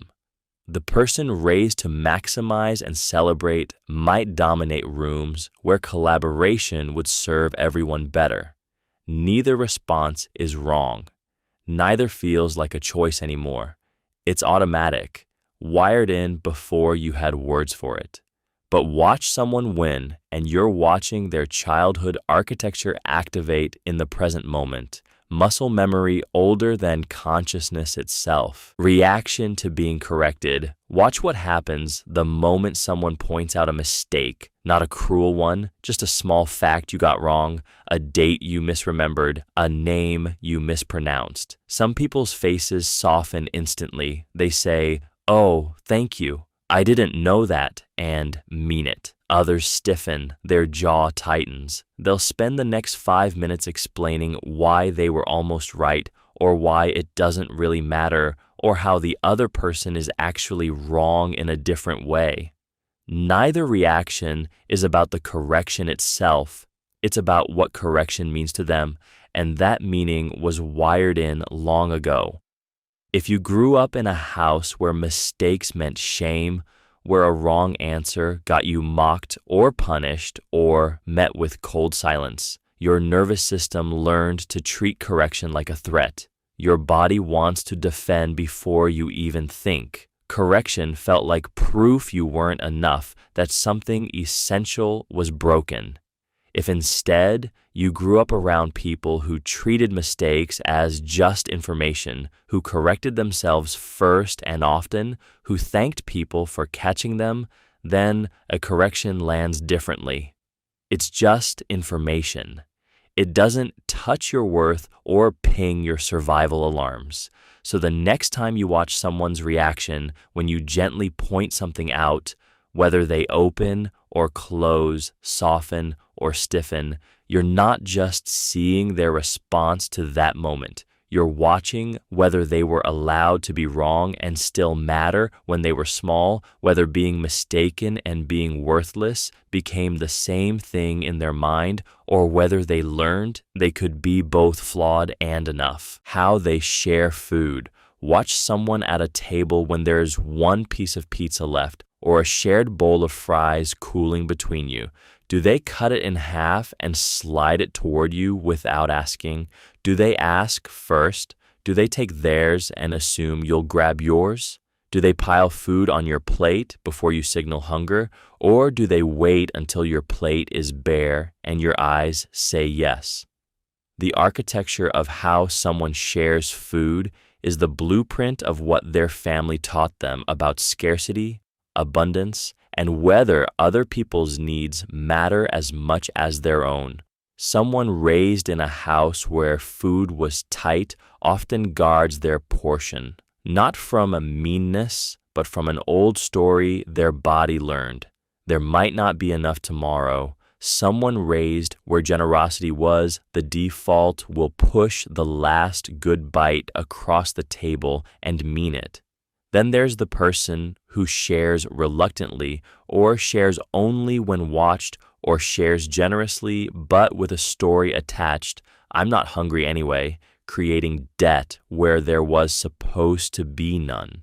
Kids who grew up with parents who demanded they finish everything on their plate often become stiff about it, or they swing the other way and throw food away without thinking. The ones whose families said, eat what you want, leave what you don't, move through sharing like it's simple. So next time you're eating with someone, notice, are they comfortable with their hunger and yours? Do they see the table as a place where need gets met, or as a contest? That tells you more about their childhood than any story they could tell you. Response to a favor request. Watch what someone does the moment you ask them for something small, not a crisis, just a genuine ask. Do they pause and make space for the question, or do they interrupt with reasons why it won't work? Do they say yes without hesitation, or calculate the cost first? The way someone responds to a favor tells you almost everything about what they learned about generosity, obligation, and their own worth. Some people grew up in households where asking was dangerous, where a request meant criticism or a lecture about burden, so they say yes to everything to keep the peace, even when they're drowning.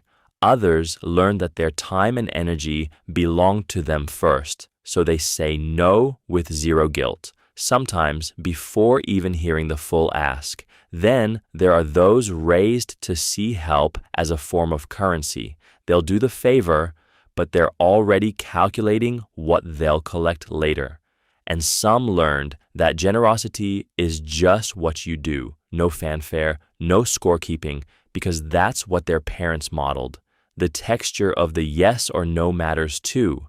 Does it come with a sigh, with enthusiasm, with a condition?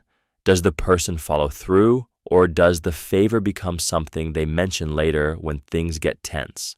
What your childhood taught you about being needed versus being responsible for someone else's problem shows up in that single moment when someone asks you for help. Pay attention to which pattern feels normal to you. That's the one that roots deepest, and it's probably the hardest one to change without noticing it first. Your yes or no is never really about the favor itself, how they hold eye contact, Watch someone's eyes in a conversation, and you're watching their childhood unfold in real time. Some people lock in so hard they barely blink, and that intensity usually traces back to a home where attention was currency, where looking away meant you missed the mood shift, the criticism arriving, the split second you needed to stay alert. Other people flicker their gaze like a nervous bird, never quite landing, and that tells a different story. Maybe eye contact felt like confrontation, like you were about to be corrected or blamed. Then there are people who can hold a gaze with ease, who seem genuinely comfortable in your eyes, and they often grew up in spaces where being seen felt fundamentally safe. No shame in any direction, it's just neurology wearing the shape of memory. The tricky part is that most of us don't realize we're doing it. Your eyes are having a conversation your mouth doesn't know about. If you grew up in chaos, your pupils might dart. If you grew up needing to read every facial expression to stay safe, you might stare too long or hold on too tight. If you grew up in warmth, you might meet someone's gaze and then naturally look away, trusting the person won't vanish. The next time you're talking to someone, notice where their eyes go when they're uncomfortable, when they're truly listening, when something just landed. You're not being nosy. You're reading the archive they carry in their face. And if you notice your own eye patterns feel fragile or aggressive or somewhere in between, that's not a flaw. It's just information about what shaped you, written in every blink. Reaction to affection in public. Watch someone's face the moment their partner reaches for their hand across a restaurant table. Some people lean into it immediately, fingers curling back, no hesitation. Others stiffen just a fraction, not rudely, but noticeably, like they need a breath before they can let it happen. That micro hesitation tells you almost everything about what affection looked like in their childhood. If you grew up in a house where love was loud and tactile, where your parents kissed hello and goodbye without self-consciousness, where physical warmth was the default language, you likely move toward touch easily now. It feels safe. It feels normal. But if affection was scarce or conditional or performed for an audience, if it was withheld as punishment or only shown when you earned it, your nervous system learned to brace. Not because you don't want connection, you do, but because somewhere in you, tenderness still feels risky or undeserved or like a thing that has to be justified. Some people flinch from public affection because they were raised to believe love is private, almost shameful. Others avoid it because they were never shown that two people could simply like each other without stakes. And some pull away because in their house, affection always came with strings, expectations, surveillance, or the threat of its sudden withdrawal. The way someone accepts a kiss or a held hand in public is not really about that moment. It is a recording of every time someone showed up for them or didn't. Pay attention next time you're out. That hesitation, that lean, that smile, it is muscle memory dressed up as spontaneity, how they handle a messy space. Watch what someone does when they walk into a room with clothes on the floor, dishes in the sink, or papers scattered across a desk. Their first move tells you everything. Some people freeze, almost paralyzed by the disorder, their body tense, their eye contact broken. Others step right over it without registering a thing, like their brain learned to unsee clutter as a survival tool. A third group sighs and immediately starts tidying, not because they want to, but because the mess feels like a personal failure they have to contain before anyone else sees it. None of these responses is about the room. They are about what happened in the homes where they grew up. If a parent demanded perfection, silence, or proof of control through cleanliness, you often see someone who feels deep shame around disorder, who might even avoid inviting people over or feel physically sick in chaos. If a home was neglectful or chaotic, messiness becomes invisible. The person learned early that their environment does not reflect on them, so they move through it unbothered. If a parent tied love or approval to performance and presentation, you might see someone who cleans only when others are coming or who feels anxious until everything returns to a baseline they learned to maintain. Pay attention next time you are in someone's space during a moment of visible mess. Their relationship to it, shame, indifference, urgency, or calm, is a quiet inheritance they carry without even knowing. Watch long enough and you will see the child they were still living inside the adult they became. Response to someone else's tears. Watch what someone does the moment another person starts crying and you see a whole childhood unfold in seconds. Some people immediately lean in, go quiet, make space for the feeling. They grew up watching someone sit with pain instead of rushing past it. Others freeze, change the subject fast, offer a joke or a practical solution like they just need to fix the leak and move on. That person learned early that feelings were inconvenient, that comfort meant efficiency. Then there are those who cry too. Not because they are selfish, but because sadness was contagious in their house, and boundaries between one person's emotion and another's never quite formed. Some pull back physically, embarrassed, as if tears were a breach of decorum they cannot quite unsee. A few become almost aggressive, impatient, asking blunt questions like, "Why are you sad? What are you going to do about it?" The voice of someone raised to believe feelings are weakness. The gentlest responders often had a parent who could hold their own sadness without needing the child to fix it. The fixers had parents who turned to them for emotional labor. The avoiders watched someone pretend everything was always fine. Your response to someone else's tears is not actually about them in that moment. It is a direct line back to what you learned about whether pain was safe, whether it mattered, whether you were supposed to witness it or erase it. The way you move toward or away from someone in their breaking point is pure muscle memory, written in you long before you had words for it. Notice which instinct fires in you first, and you will know something true about where you come from. How they knock on doors. A soft, hesitant tap, sometimes barely audible, tells you something. It often came from a house where interrupting was dangerous, where a parent's rage could ignite over the smallest intrusion. A person raised in that climate learns early that announcing yourself is a calculated risk. They knock like they're apologizing before they've done anything wrong. Then there's the assertive rap, 3 quick knuckles, confident and clear. The knock of someone who grew up in a home where boundaries were set but never weaponized. They knew their presence was expected, even welcomed. The loud, impatient knock that doesn't wait long for an answer sometimes signals someone raised in chaos, where you had to make yourself heard or vanish entirely. Some people don't knock at all. They just walk in. That's its own story. Either profound comfort with shared space or a complete erasure of privacy norms, depending on what happened behind closed doors.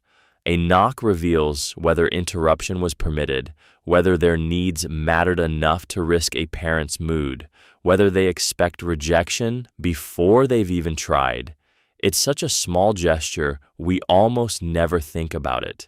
But listen closely next time someone arrives at your door. That knock is them still asking the question their childhood taught them to ask over and over. Am I allowed to be here? Is my presence okay? The answer they received as a kid shaped how they announce themselves to the world, and it rarely changes much. Some people spend decades knocking apologetically at doors that would have always opened. What they do with borrowed items: lend someone your favorite pen and watch what happens next. Some people hand it back immediately, set it down gently, almost ceremonially. Others hold it for weeks without mentioning it, or worse, they use it until the ink runs dry and return a hollow shell with a shrug. That moment, tiny as it is, tells you everything about how they learn to move through other people's trust. A parent who borrowed and returned quietly taught their child that other people's things matter because other people matter. A parent who borrowed and kept taught something sharper. That possession is 9/10, and ownership is a suggestion. Watch how someone treats a borrowed book. Do they dog-ear it, spill coffee and pretend it didn't happen, return it with a handwritten note? Do they text you a month later asking if you want it back, or do they donate it without asking? The pattern runs deeper than manners. It's about whether they learned that borrowing is a temporary gift requiring care or a soft form of taking. Some people return borrowed money early, sometimes to the penny, sometimes with a small extra thank you. Others conveniently forget the exact amount, round down, or go silent until you have to ask.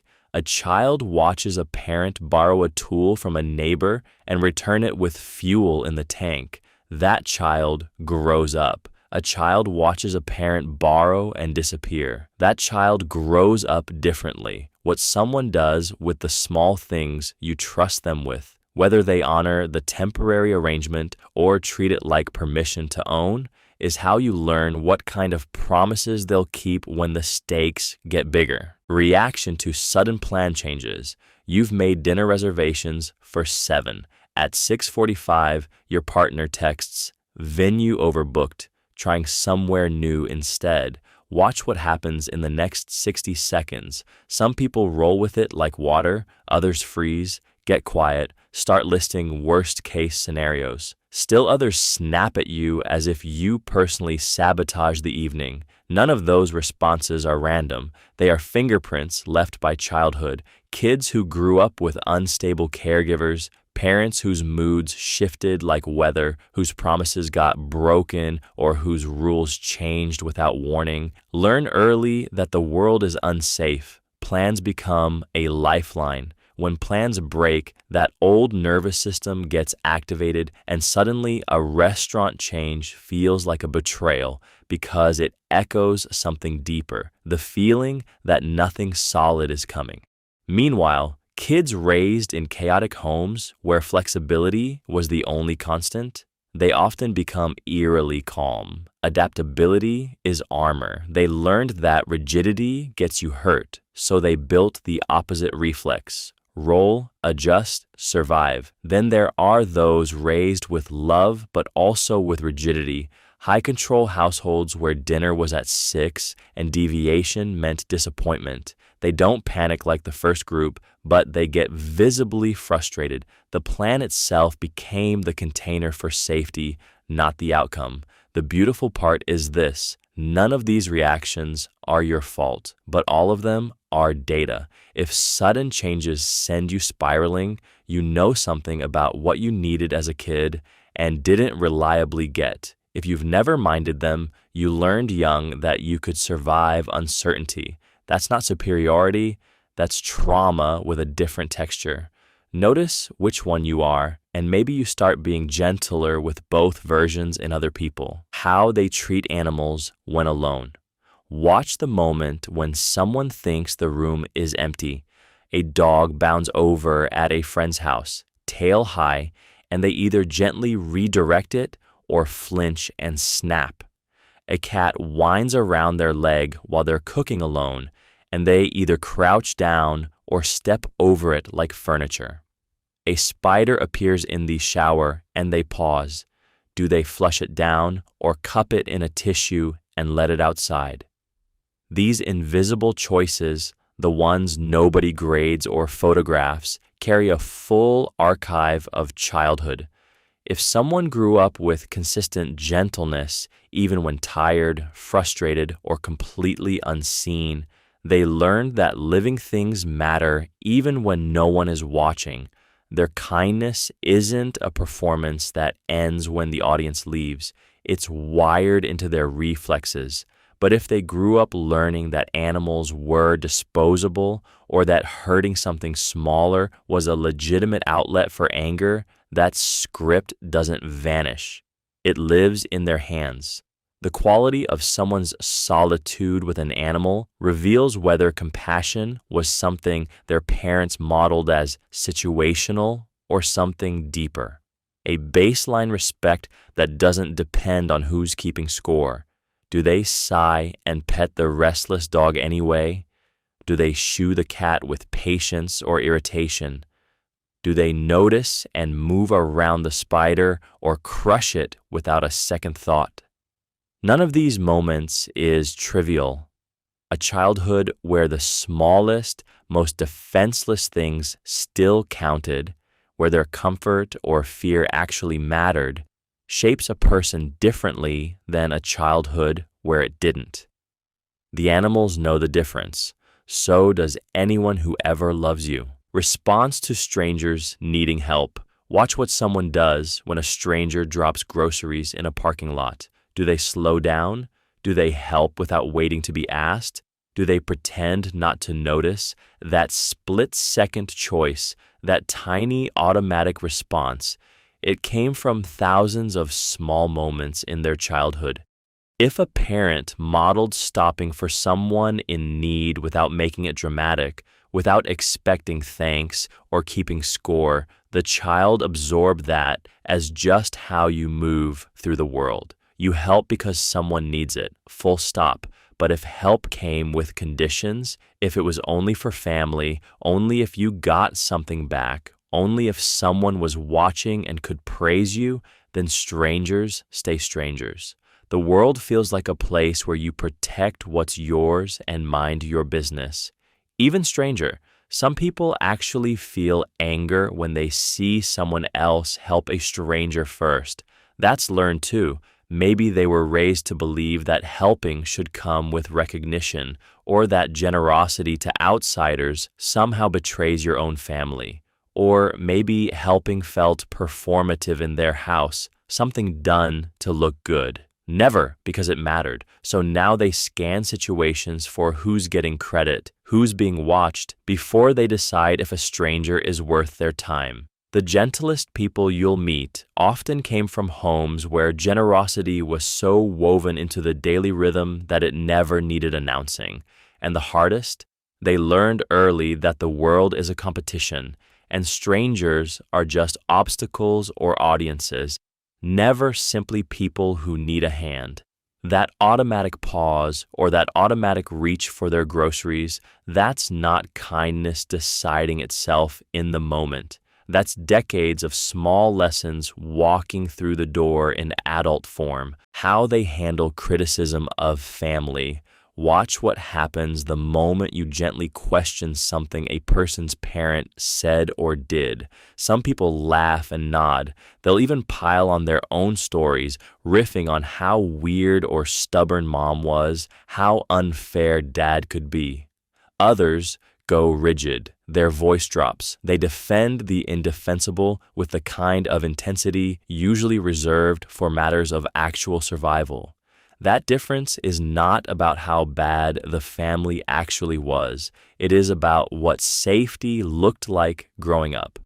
If criticism of family members got you labeled a traitor, if loyalty was the highest value and outside judgment meant rejection, then even mild questioning of a parent's logic feels like a threat to your own belonging. You learn that protecting the family story was protecting yourself. Conversely, if you grew up in a house where people could laugh at themselves, where flaws were acknowledged without shame, where love didn't require perfect silence, you likely absorb the message that caring about someone and seeing them clearly are not opposites. The person who gets defensive when their father's racism comes up or their mother's controlling behavior is not necessarily bad. They are often just running an old survival program.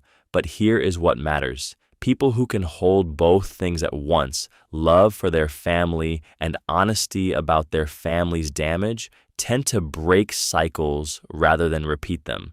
If someone you know clamps down whenever family gets real, they may not be ready to look yet. That defensiveness is not a character flaw, it is a signal, and that signal is worth noting quietly about what kind of work they still need to do on themselves. Reaction to being the center of attention.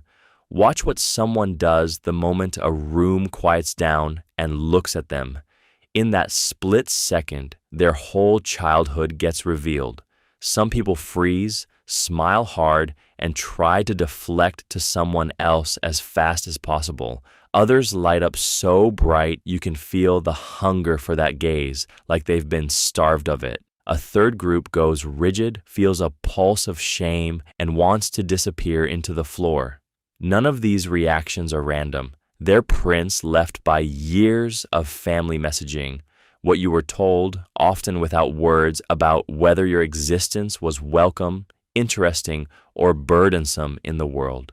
If you grew up in a house where attention felt dangerous, where being seen meant being criticized, corrected, or made responsible for someone else's mood, you learned to make yourself small. If your family celebrated you, asked about your day, and genuinely wanted to know what you thought, you probably leaned toward comfort being in the spotlight, and if you were ignored most of the time or treated as furniture, sudden attention can feel surreal, even suspicious. The body remembers all of it. A compliment lands different. A room turning toward you triggers a script written long ago.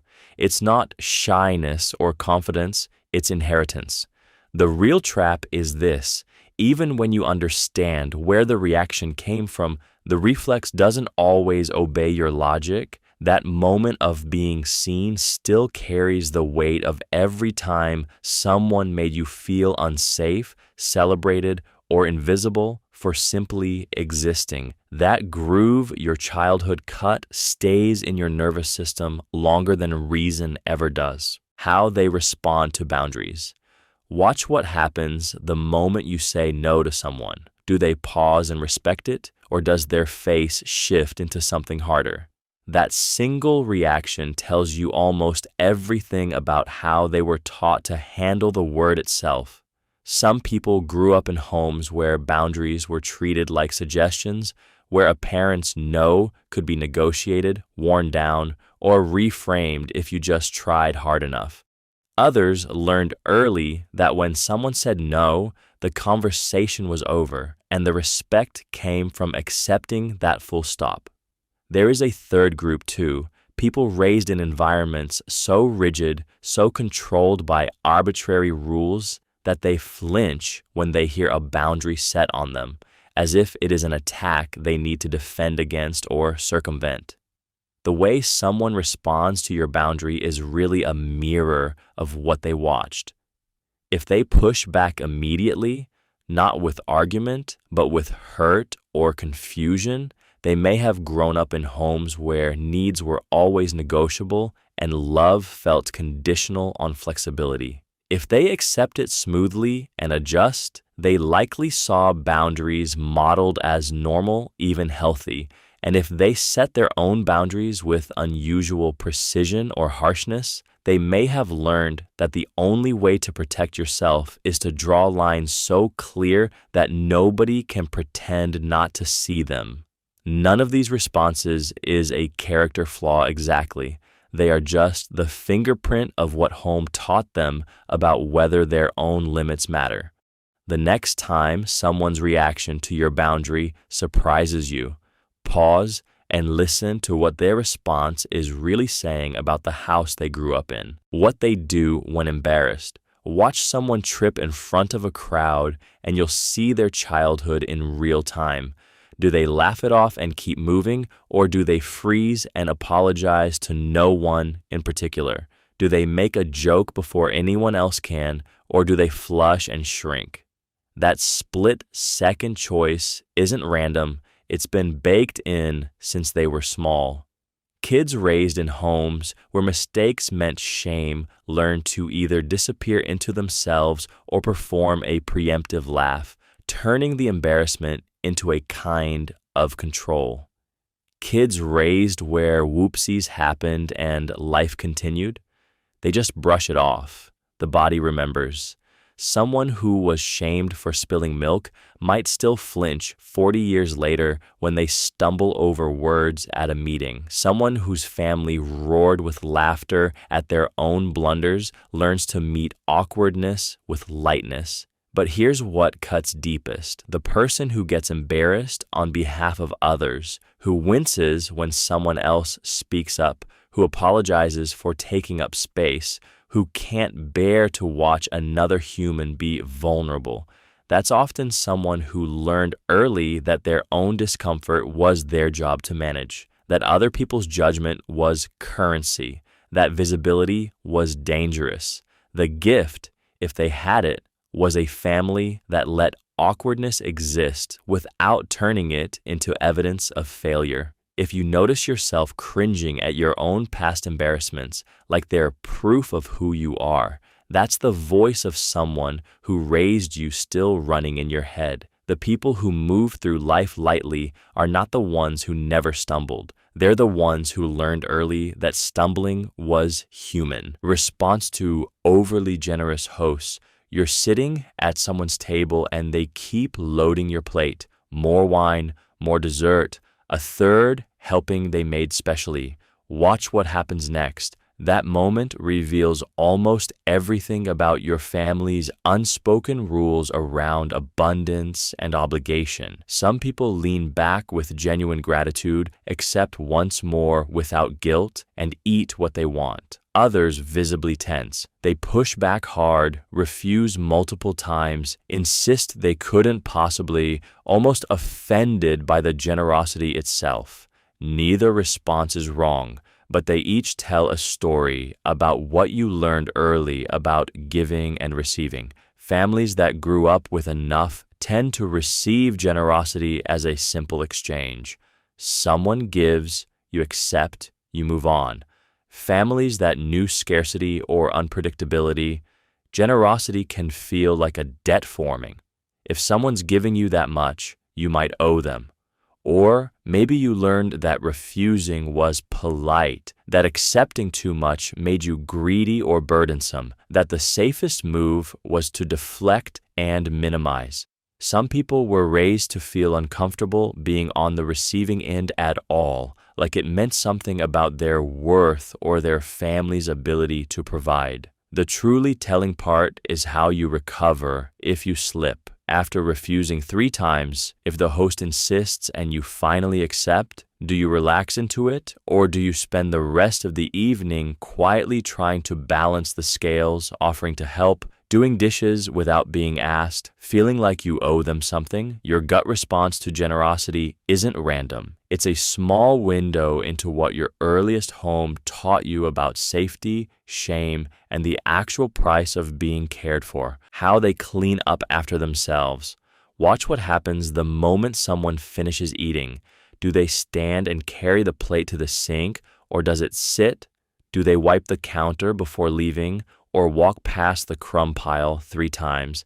This isn't laziness. It's often muscle memory from childhood. If a parent cleaned up after you, you learned the world absorbs your mess.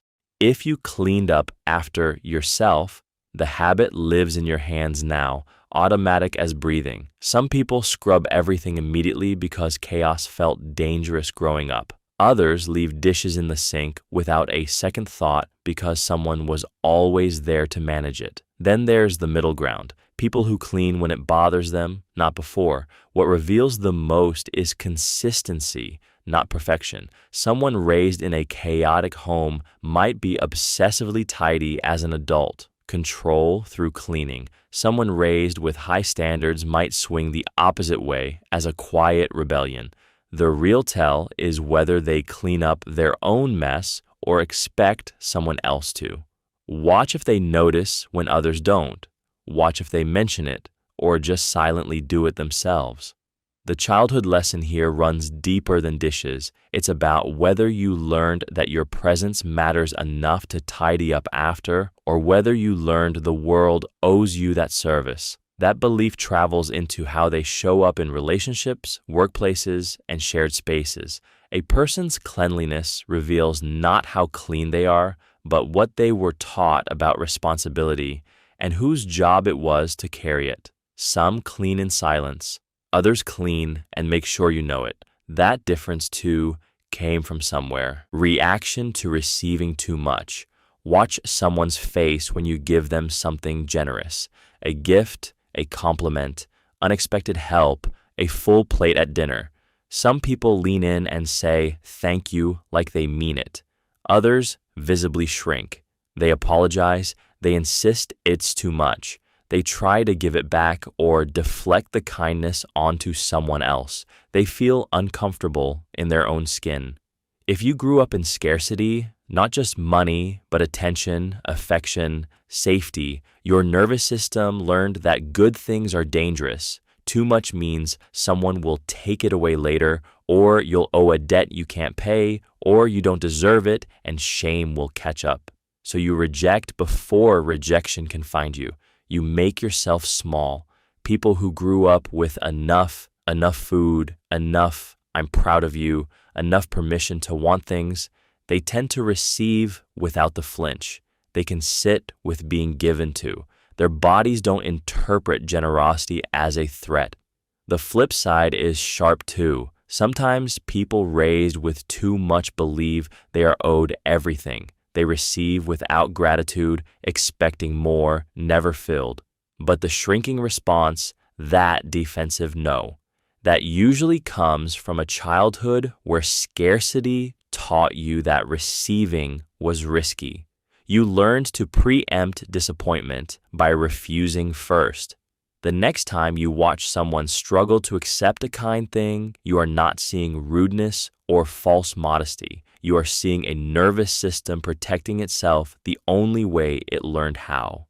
That tells you something about where they come from, and maybe what they still need to unlearn. How they handle group decisions. Watch what happens the moment someone asks a group what to do next. Where to eat, what movie to watch, whether to change plans. Some people vanish into the background, waiting for permission to have an opinion.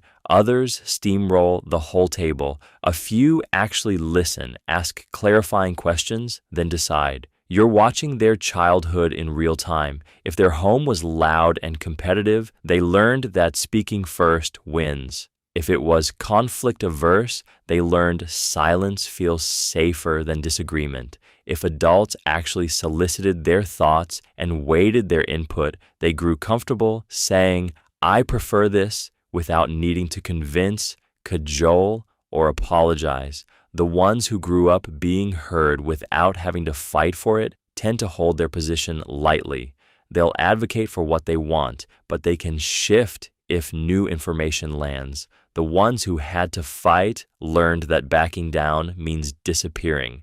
The people pleasers came from homes where their preference only mattered if it pleased someone else first, so they'll agree to anything then resent it quietly, or they'll sabotage the plan later because their actual self was never invited to the table. Group decisions are a mirror because they demand you choose between what you want and what you think keeps you safe or loved. Your childhood taught you which one wins, and most of us don't even notice we're still running that script when someone asks the simplest question, what do you actually want to do? The eerie part is how consistent this is.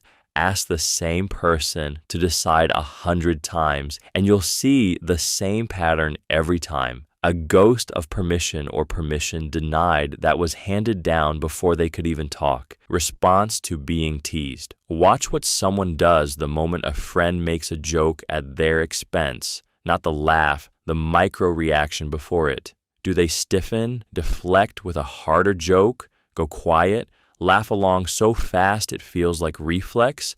That split second tells you almost everything about what happened at their dinner table growing up. If teasing was currency in someone's childhood, the way adults bonded, kept each other sharp, tested the pecking order, then being ribbed feels like connection. They'll volley back, escalate it, make it a game. But if teasing meant shame, if it meant being singled out or humiliated while adults laughed, that same joke lands differently. The nervous laugh comes first, then a shutdown or a counterattack designed to make the teaser feel small.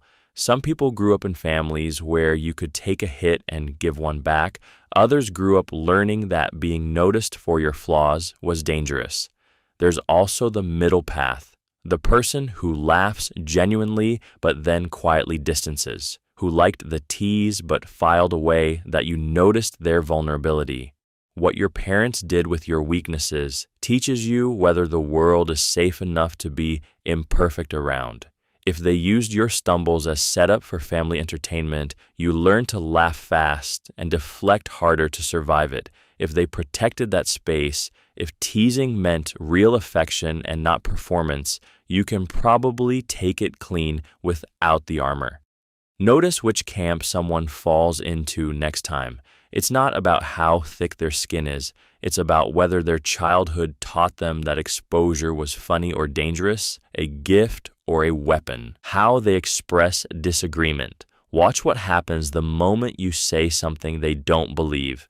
Do they go quiet, shoulders tensing, or lean in and push back, attack your character, or ask you to explain more?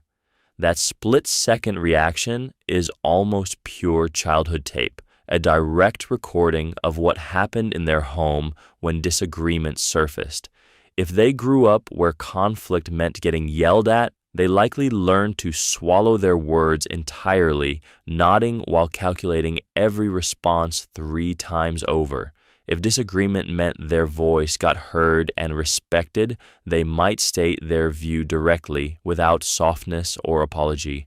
If they were punished for being wrong, they dig in defensively, unwilling to budge even when evidence stacks against them, because backing down feels like losing something irreplaceable.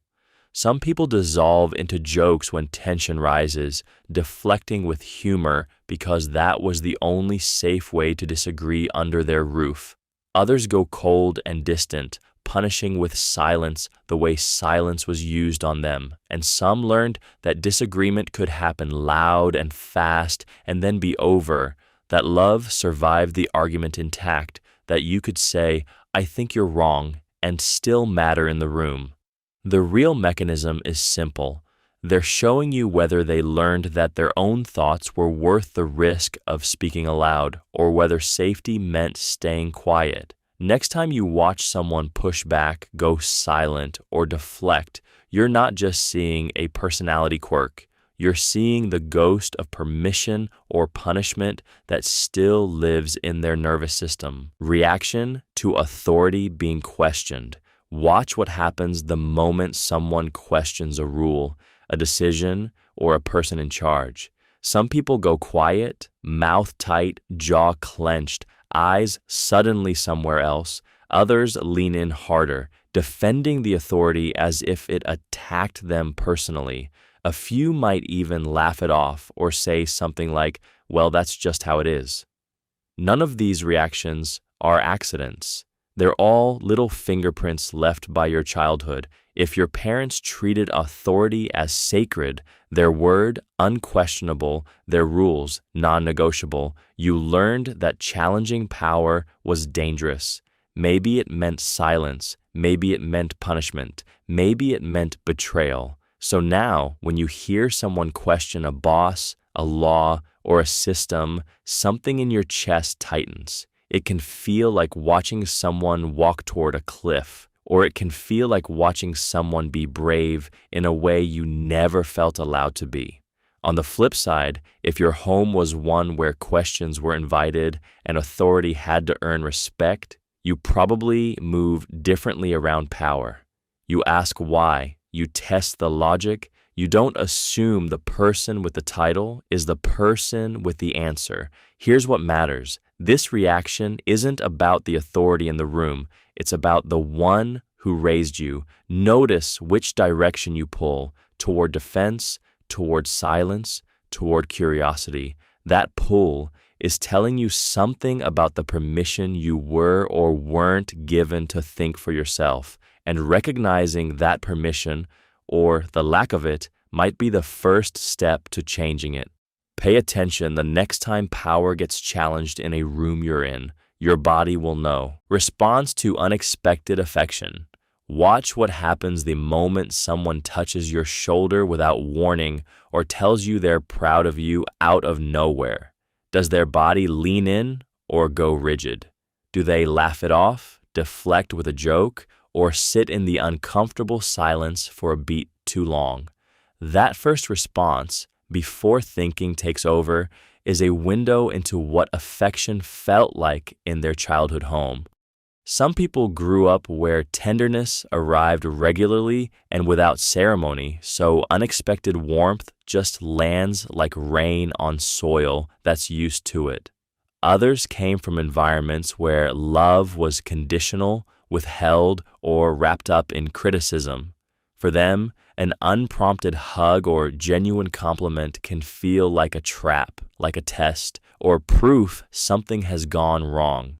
They might freeze because their nervous system learned early that good feelings often came with invisible costs. You'll catch it in how they struggle to say thank you without a disclaimer, how they shrink the gesture, or how they instantly flip attention back to you.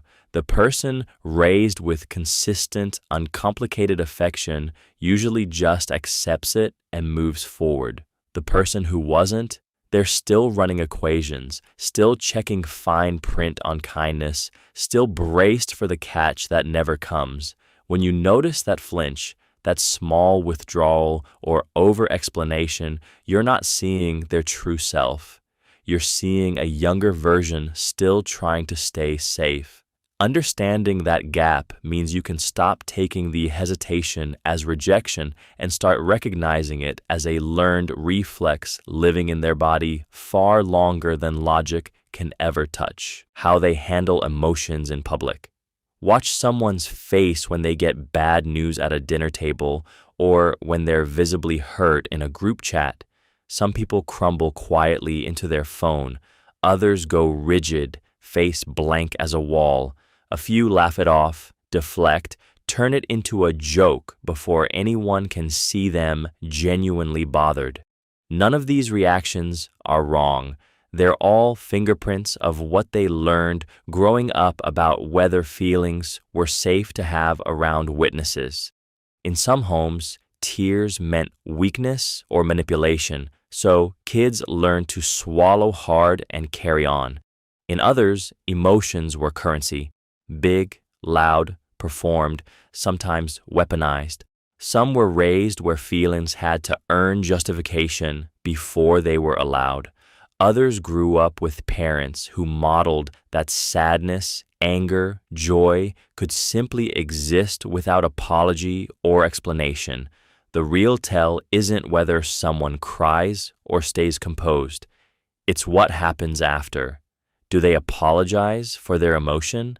Do they hide it and then resent you later? Do they let you sit with them in it? Do they immediately try to fix you because that's what they were taught to do?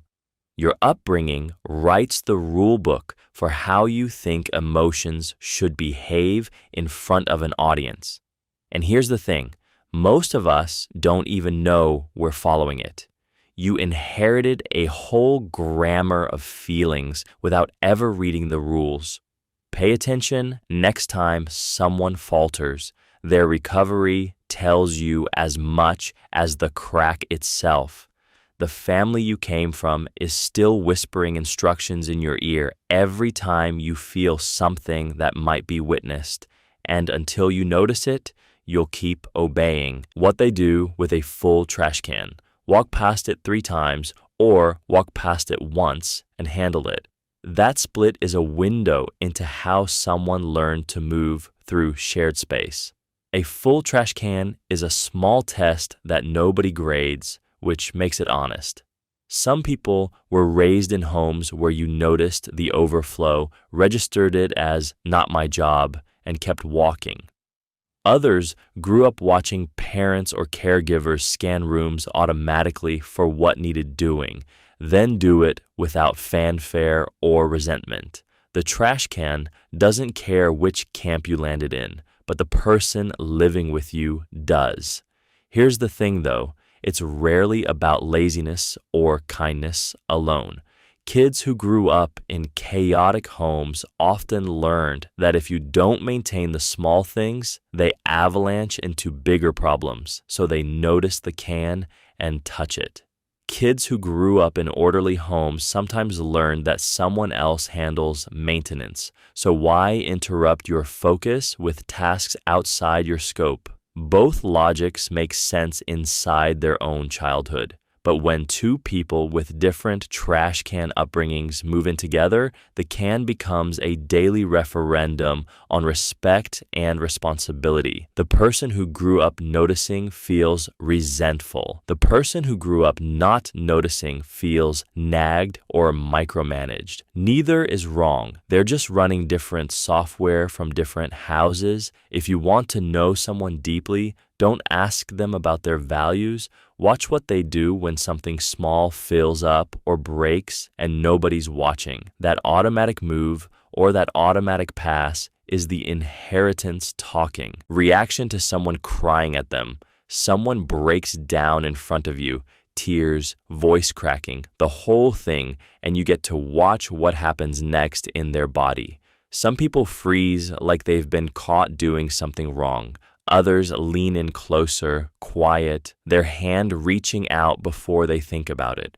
A few step back and look away, not cruel exactly, just like they've hit an invisible wall. What you're seeing isn't the moment itself. It's the blueprint their childhood wrote on their nervous system. If a parent responded to tears with shame, "Don't cry, you're embarrassing yourself," or worse, using tears as proof you were weak or dramatic, you often grow into the person who tenses up, who feels the other person's tears as a threat to your own composure. If someone in your early years sat with your crying without trying to fix it or rush it away, you usually become the person who doesn't panic when feelings spill out. You don't pathologize it. You don't turn it into a problem that needs solving in the next 30 seconds. The wild part is how automatic this is. You're not deciding to flinch or to soften. You're running code written decades ago. And the people who were raised around crying that was met with patience, with genuine presence, they move differently in those moments. They don't perform comfort. They just stay. The next time someone breaks down near you, notice that split second before you respond. That's where your upbringing lives, unedited, running the show before your conscious mind even knows what's happening. You can't unsee it once you do. How they say thank you. Watch someone receive a gift or a favor and listen to what comes back. Some people say thank you and stop. The words land flat, like a box checked off. Others add breath to it. They slow down, they look at you, they name what you actually did. You remembered I like oat milk. You thought of me. That specificity matters because it tells you whether gratitude was modeled as a bare minimum or as an act of connection. Some people learned that saying thanks was about squashing guilt fast, getting it out, and moving on. Others were raised where gratitude was a pause, a moment to actually acknowledge that someone gave you something, time, attention, care, that they did not have to give. The way someone thanks you also reveals whether they were raised to feel indebted, thank you wrapped in apology like they owe you, or genuinely glad, thank you wrapped in warmth like they actually saw you. And then there is the follow-through. Some people say thanks and never mention it again, while others circle back days later unprompted. That thing you did really made a difference. That is not habit. That is someone who was taught that gratitude is not a one-time transaction. It is a thread you keep pulling to stay connected. Listen long enough and you will hear their childhood in the cadence, in the pause between the words, in whether they can meet your eyes. How someone thanks you is how they learned to recognize that other people exist outside of what they need from them. It is small and it is everything. Response to a raised eyebrow. Watch someone's face the moment another person raises an eyebrow. Skeptical, amused, questioning. Some people immediately shrink, others lean in and explain, some go silent and cold. None of these reactions are accidents. A raised eyebrow is such a small thing, just a muscle twitch, but it carries the weight of every time someone doubted you as a kid, every moment a parent's doubt felt like a verdict. If your house was one where you were believed first and questioned later, you'll probably hold your ground or laugh it off. That eyebrow is just curiosity. But if you grew up needing to prove yourself before anyone would listen, needing to anticipate suspicion before it landed, that eyebrow hits differently. You might start explaining things nobody asked you to explain. You might feel your chest tighten. You might apologize for something you didn't do just to make the doubt go away faster. Some people learned that skepticism meant they weren't trusted. Others learned it meant they weren't yet trusted, which is different. A tiny word shift that changes everything.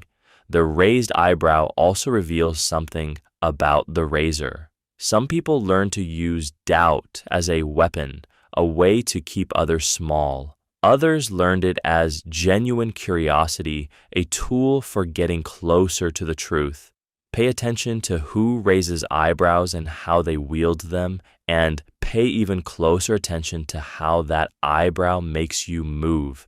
What you do in that split second, whether you defend, explain, shrink, or stay calm, tells you exactly what you learned about being doubted and whether doubt ever felt like love or threat. How they handle being watched eat. You're sitting across from someone at lunch and mid-bite, they suddenly freeze. Maybe their jaw tightens. Maybe they turn their plate slightly away. Maybe they keep eating, but their shoulders drop like they're bracing. That micro moment tells you something about what happened in their childhood around food and attention. Some people were raised in homes where eating was scrutinized. A parent monitoring portions, commenting on what they chose, making food into a performance or a moral statement. Others grew up in scarcity where food felt precious and precarious, so eyes on them while eating triggered an old fear of it being taken away. Still, others learned that bodies and appetites were shameful things not to be displayed. Then there are people raised in environments where shared meals were celebration and ease, where being watched eating felt like belonging. Watch how someone holds their fork when they know you're looking. Do they speed up, slow down, keep the same rhythm? Do they narrate what they're eating, turn it into a joke, or go quiet? Do they ask if you're hungry, naturally thinking of another person's comfort? Or do they guard their plate like a boundary? The way someone sits with your gaze during something as vulnerable as eating, something they must do to survive, something their body does without permission, shows you whether they learned to feel ashamed of their own hunger, whether they learned to hide, whether they learned that being seen was dangerous. That small behavior, that invisible flinch, or that easy naturalness carries the whole architecture of how they were treated when they were young and hungry. Reaction to spending money on themselves. Watch someone's face when they're about to buy something just for them, not a necessity, not a gift for someone else, but something they actually want. That micro moment before the purchase tells you almost everything about their childhood money story. Some people feel a flash of guilt so quick It's almost invisible. Others feel permission, ease, no friction at all. Some freeze entirely, as if spending on themselves is a small betrayal. These reactions didn't come from nowhere. They came from 1,000 tiny messages about who deserves to have nice things and whether that person was ever them. If your parents struggled financially, you might have internalized that every dollar you keep for yourself is a dollar stolen from the family's survival. If money was tight but your parent always had something new while you went without, you might feel resentment disguised as frugality now, a way of proving you're not selfish like they were. If you grew up with plenty but were taught that self-indulgence was weak or vain, you might earn real money as an adult and still treat yourself like a criminal for wanting coffee that costs more than $2. Maybe your parent modeled generosity so compulsively that you feel ashamed the moment you consider your own comfort. The wild part is how this plays out later. The person who can't spend on themselves often becomes resentful, burning out quietly. The person who learned entitlement early sometimes never questions excess. Neither feels like freedom. Real permission to have what you want, guilt-free and without performance, that's something most people have to teach themselves as adults, one small purchase at a time. How they treat the vulnerable. Watch what someone does when another person can't fight back. A waiter forgets your order, a cashier moves slow, someone with a stutter is trying to speak in a meeting. In those moments, the mask comes off and you see the real architecture of how they were raised. There's a split. Some people soften, lean in, make space. Others harden, tap their foot, sigh, finish sentences. And here's what actually matters. It has almost nothing to do with patience and everything to do with whether kindness was conditional in their childhood. If love came attached to performance, to speed, to being impressive or useful, then slowness reads as a personal threat. Vulnerability in others becomes an inconvenience, a failure they don't have time for. But if someone grew up around adults who could sit with struggle, who didn't make a child feel like a burden for being scared or confused or needing time to think, that person will often pause. They'll wait. They'll say something small and steadying, not because they're saints, because in their blueprint, being small or stuck didn't mean you deserved to be rushed through. The vulnerable strip away the performance entirely. There's no status to gain, no impression to manage. So whoever stays kind anyway, without being asked, without drawing attention to it, that's the person whose parents modeled something worth knowing. That's someone who learned early that dignity isn't earned, it's given. Watch for that quiet patience in the moments nobody's watching. It's the truest tell of what happened in their home. Response to conflict avoidance. Watch what someone does the moment tension enters a room. Do they lean in, name it, get a little quiet, or do they suddenly need to be somewhere else, crack a joke that doesn't quite land, text someone, rearrange their water bottle? The speed and texture of that dodge tells you almost everything about what happened in their childhood around anger. If a parent went silent when things got heated, shutting down communication like a door slamming, their kid learns that conflict equals abandonment. So now they ghost conversations before the other person can ghost them first. If a parent exploded with yelling, threats, unpredictable rage, the child learns that conflict equals danger. And as an adult, they'll do backflips to keep the air calm, apologizing for things they didn't do, shrinking their own needs, anything to prevent that familiar storm. If conflict was never mentioned, smoothed over with "let's not talk about it," They grow up thinking disagreement itself is shameful, so they'll agree with you, then resent you for it later. Here's what usually happens next. Avoidance always costs more than the conversation would have. The resentment festers, the distance grows, and the other person is left confused, thinking they did something wrong when really they bumped into someone else's old wound.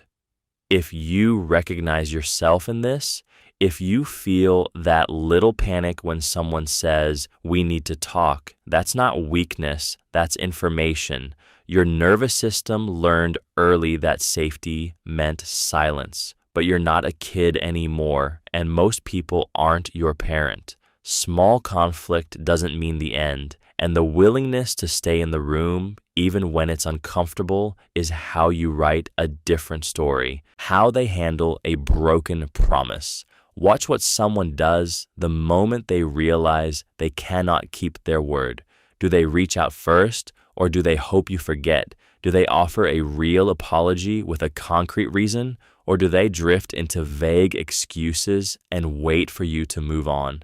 The gap between what they promised and what they deliver reveals something raw about their childhood, specifically how safe or costly it felt to admit a mistake under their own roof.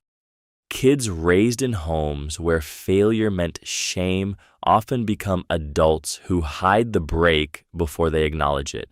They might minimize what they promised. "I never said it like that," blame circumstances, "things just got crazy," or simply go silent and hope the moment passes. Others were raised in places where a broken promise meant a conversation, not a conviction. Those people tend to reach out quickly, name what happened, offer specifics about when or how they'll make it right, and then actually do it.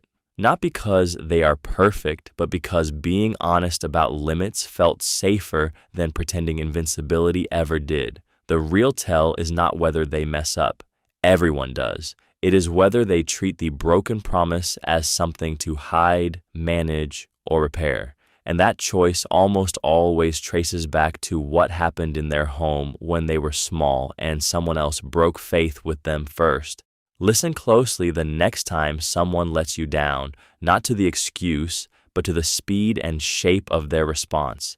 That rhythm carries the full story of what accountability looked like when they were learning it, what they do when complimented on looks.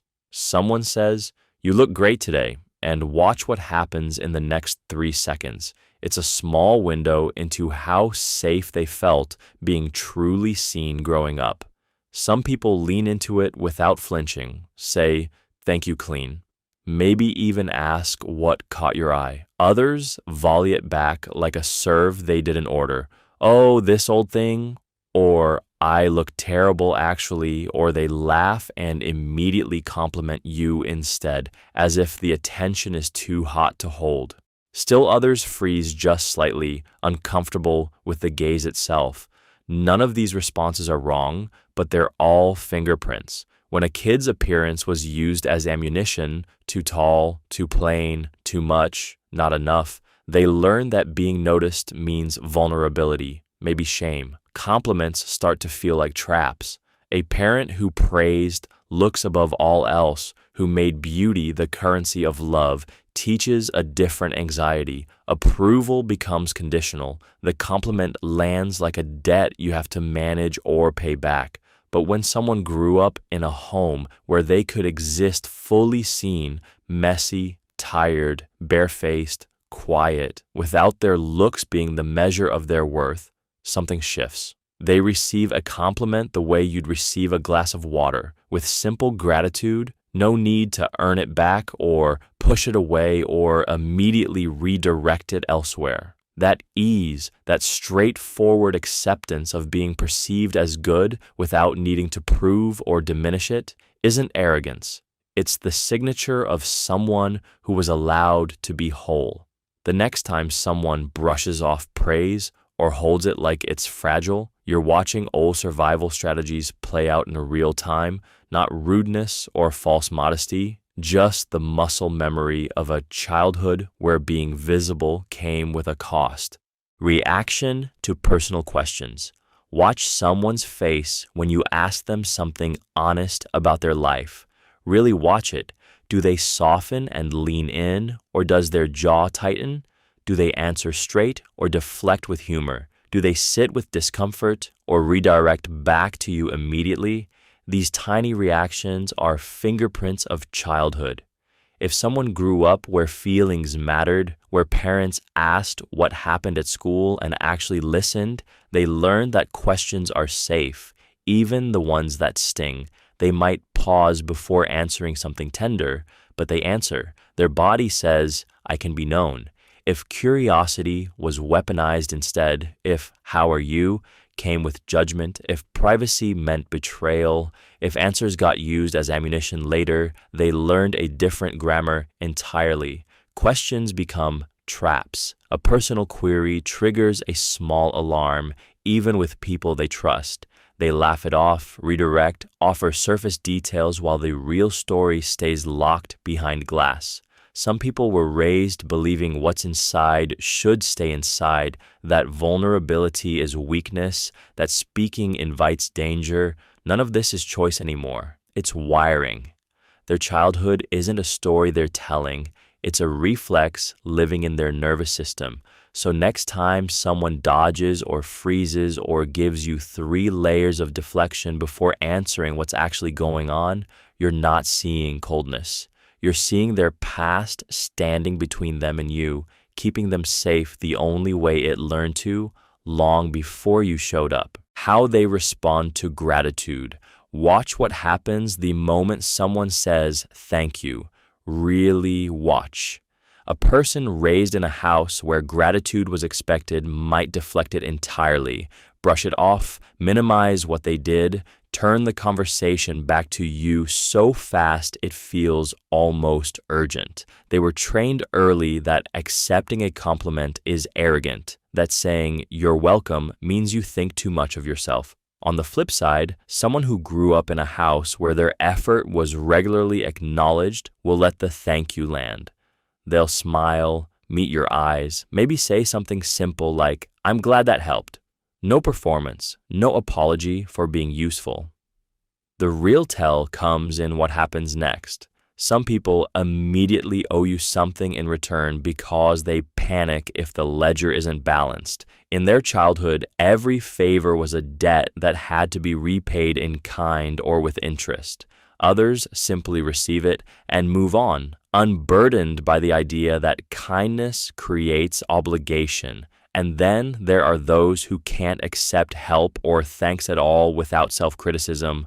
Oh, I barely did anything, or anyone would have done that. That voice usually comes from a place where nothing they did was quite enough, where praise always arrived with a footnote of what they could have done better. Pay attention not just to whether they say thank you, but how they let you say it. That small permission they give or withhold tells you almost everything about the emotional weather they grew up in. A parent who said thanks meant their child learned their own kindness had value. One who couldn't receive it taught them that self-sacrifice was the only acceptable form of love. How they treat a waiter's mistake. You order a sandwich, the plate arrives with tomatoes when you asked for none.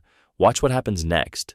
Really watch it. Some people set the fork down gently, make eye contact, and say something like, hey, I know this isn't your fault, but could we swap this out? Others snap their fingers or raise their voice as if the mistake was a personal insult. Then there are those who say nothing at all, just eat around it in silent resentment. That 30-second moment is a masterclass in how someone was raised. A waiter's mistake is the perfect test because nobody's watching closely, there's no performance required, and the mistake is small enough that cruelty would be unnecessary, which means any harshness is pure choice. People who grew up around genuine respect treat service workers like they'd want to be treated if they were holding the plate themselves. with kindness and the assumption of good intent. They learned that mistakes are human, that someone's having a rough shift, that a gentle correction costs nothing. Others absorbed something different. Maybe they grew up where status mattered more than kindness, where power meant demonstrating superiority, or where mistakes became moral failures instead of simple accidents. So they perform toughness towards someone who can't push back. The waiter can't argue. The waiter will smile and apologize anyway. In that power imbalance, the real person shows up, the one their parents built piece by piece. How someone moves through that small moment tells you what they learned about dignity and whether they believe kindness is strength or weakness. Reaction to another's success. Your friend texts that they got the job, the promotion, the acceptance letter. Watch what happens in your chest in that first half second before you decide how to respond. That little moment before the mask goes on is where your upbringing lives.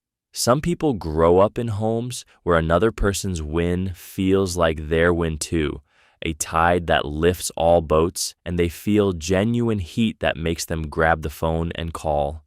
Others feel a small cold spike first, a flash of comparison, a tick of, why not me, and they have to override it to be decent about it.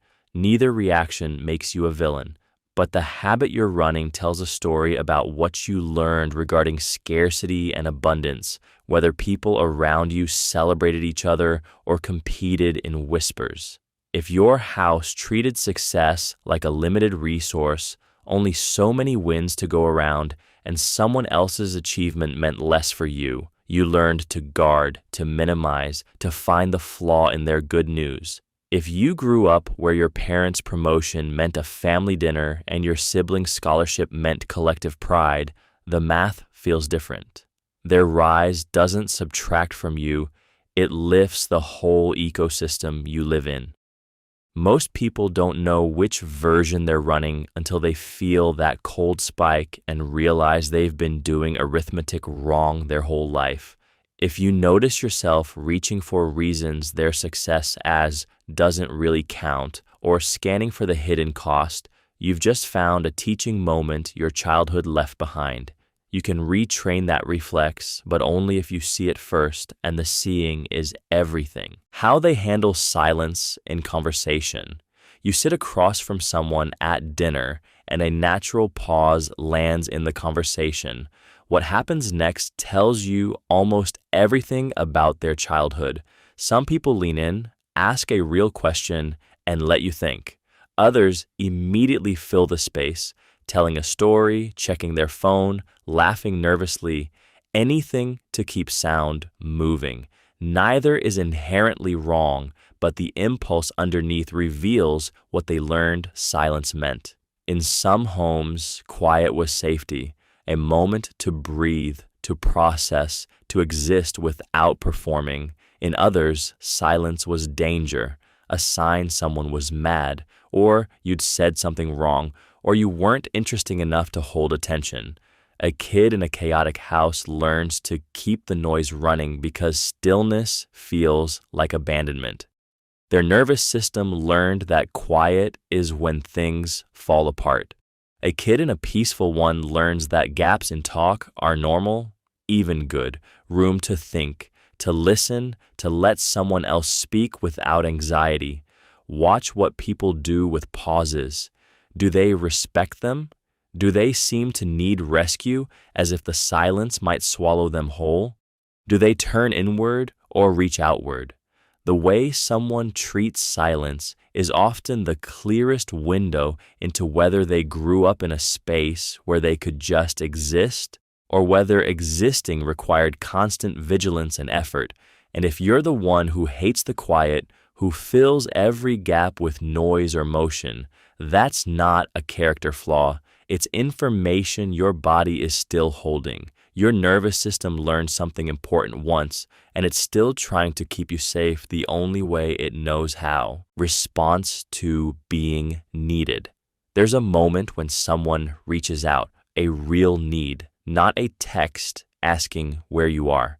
Maybe they're scared, overwhelmed, or just tired and need a witness. How they react to you reaching back tells you everything about what was modeled in their childhood. Some people soften immediately when someone depends on them. They were shown that being needed was safe, maybe even the thing that made them feel loved. Their caregivers were there when it mattered, so they learned that need is not a burden dressed up in different words. They move toward it. Others go the opposite direction. They stiffen, pull back slightly, find an escape hatch in humor or logic. Being needed feels like drowning. Maybe their parent was never available when they called, or worse, maybe they were available but resentful, and the child learned, I am too much. Your neediness is the problem. So now, as an adult, they treat the people who need them like obligations, like proof they are failing somehow. The third group gets strange and quiet. They don't know what to do with being truly necessary to someone, so they disappear into efficiency. They solve the problem and leave, mission-focused, unable to sit with the actual human who is still scared after the practical thing is fixed. They were raised in homes where love was shown through doing, never through simply staying. How you show up when someone is falling apart, whether you lean in, retreat, or skip to the fix, it's not really about them. It's the ghost of how it felt to need something you couldn't name from people you couldn't choose. Watch for it next time someone calls you desperate. How they treat their own body. Watch someone grab a snack at their desk, or notice whether they shower before bed, or see how they react when they're sick.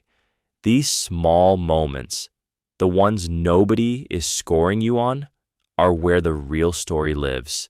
Your body was either a machine you had to apologize for or something worth tending to.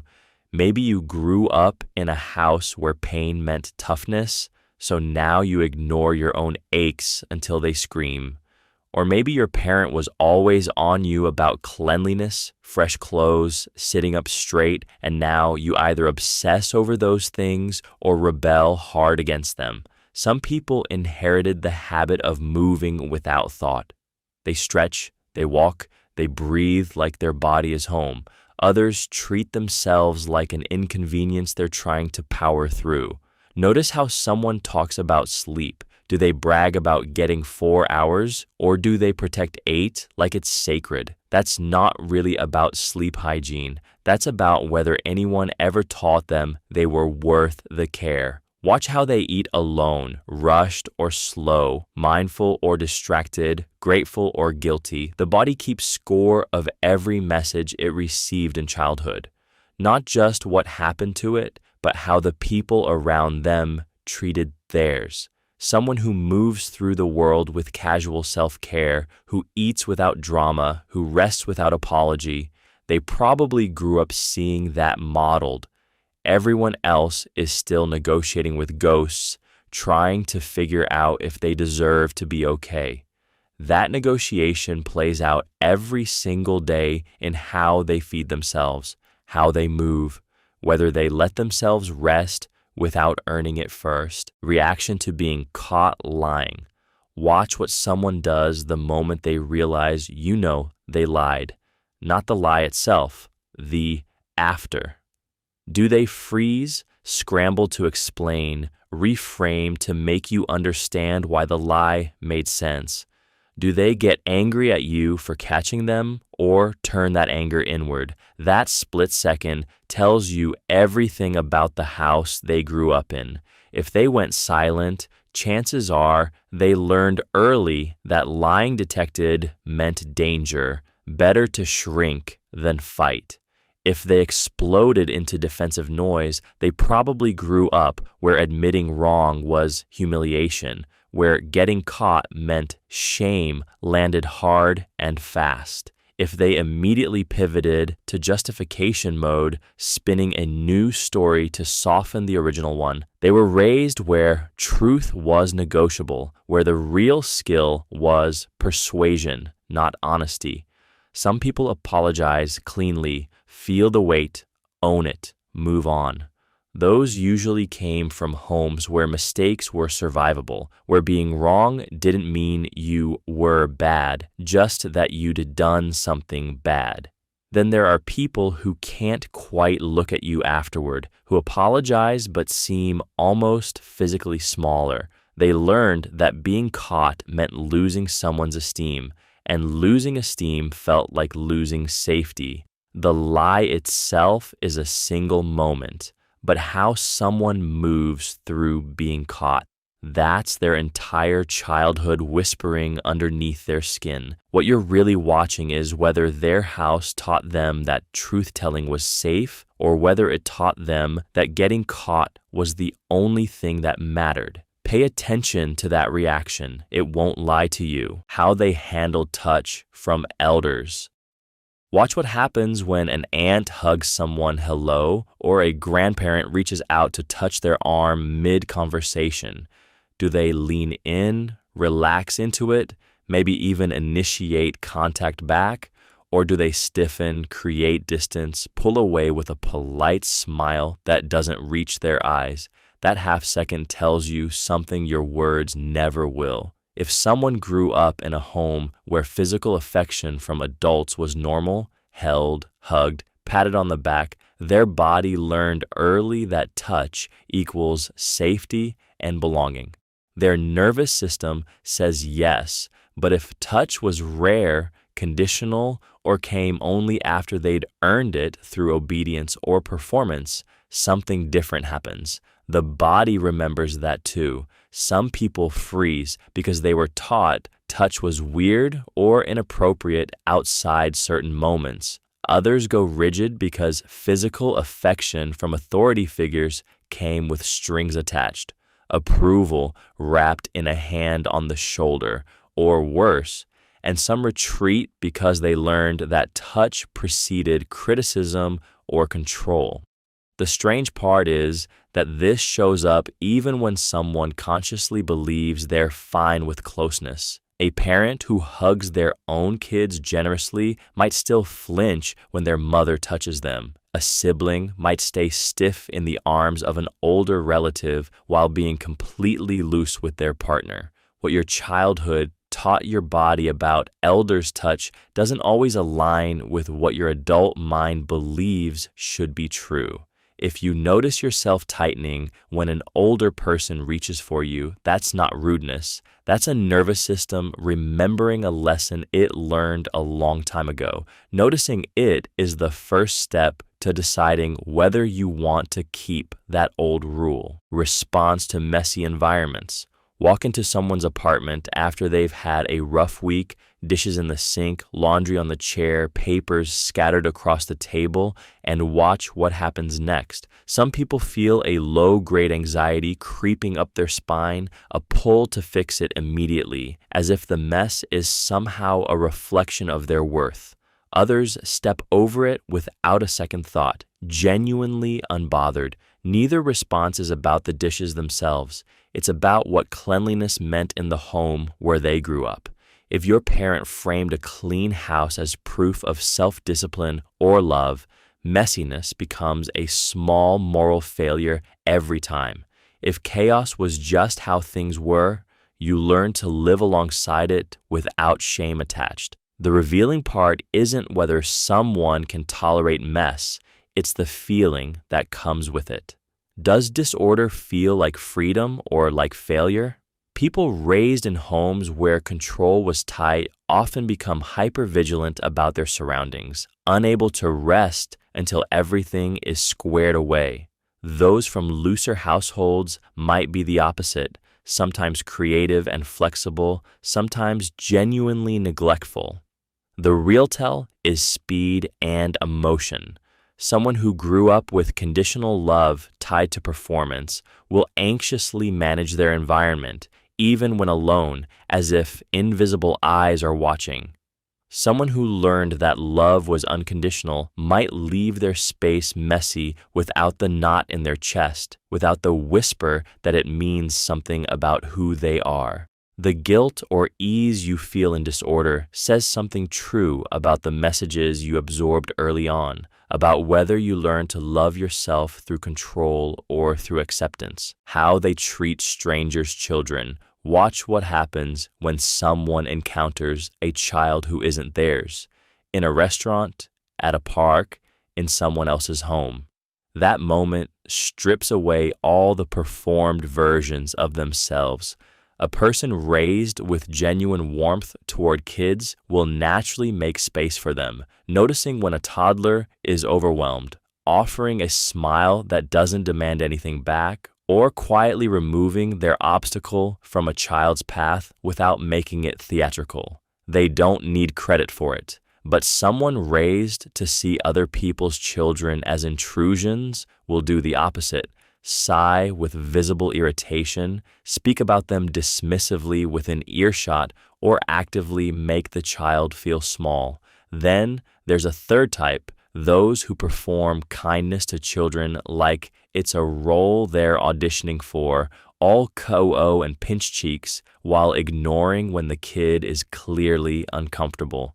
What matters is this: how someone treats a child who can offer them nothing, no favors, no social payoff, no relationship benefit, reveals whether they learned early that people have intrinsic worth or whether they learned to transact. It shows whether kindness was modeled as automatic or conditional. Watch closely when they think nobody's keeping score. That stranger's child, the one who can't boost their reputation or remember the interaction later, becomes a mirror. The way they greet or ignore that kid often says more about their childhood than any story they could tell you about their parents. You're not seeing performance parenting at the school pickup line. You're seeing the blueprint they inherited, the one written so deep it runs on autopilot when they're not thinking. Reaction to being served first. You're sitting at a table and the server places your plate down first before everyone else's. Watch what someone does in that exact moment. It's a small, unguarded window into how they were taught to think about their own place in the world. Some people immediately feel uncomfortable, reaching to stop the server or offering to wait. Others dig in without hesitation, completely at ease with the fact that their food arrived hot and they're hungry.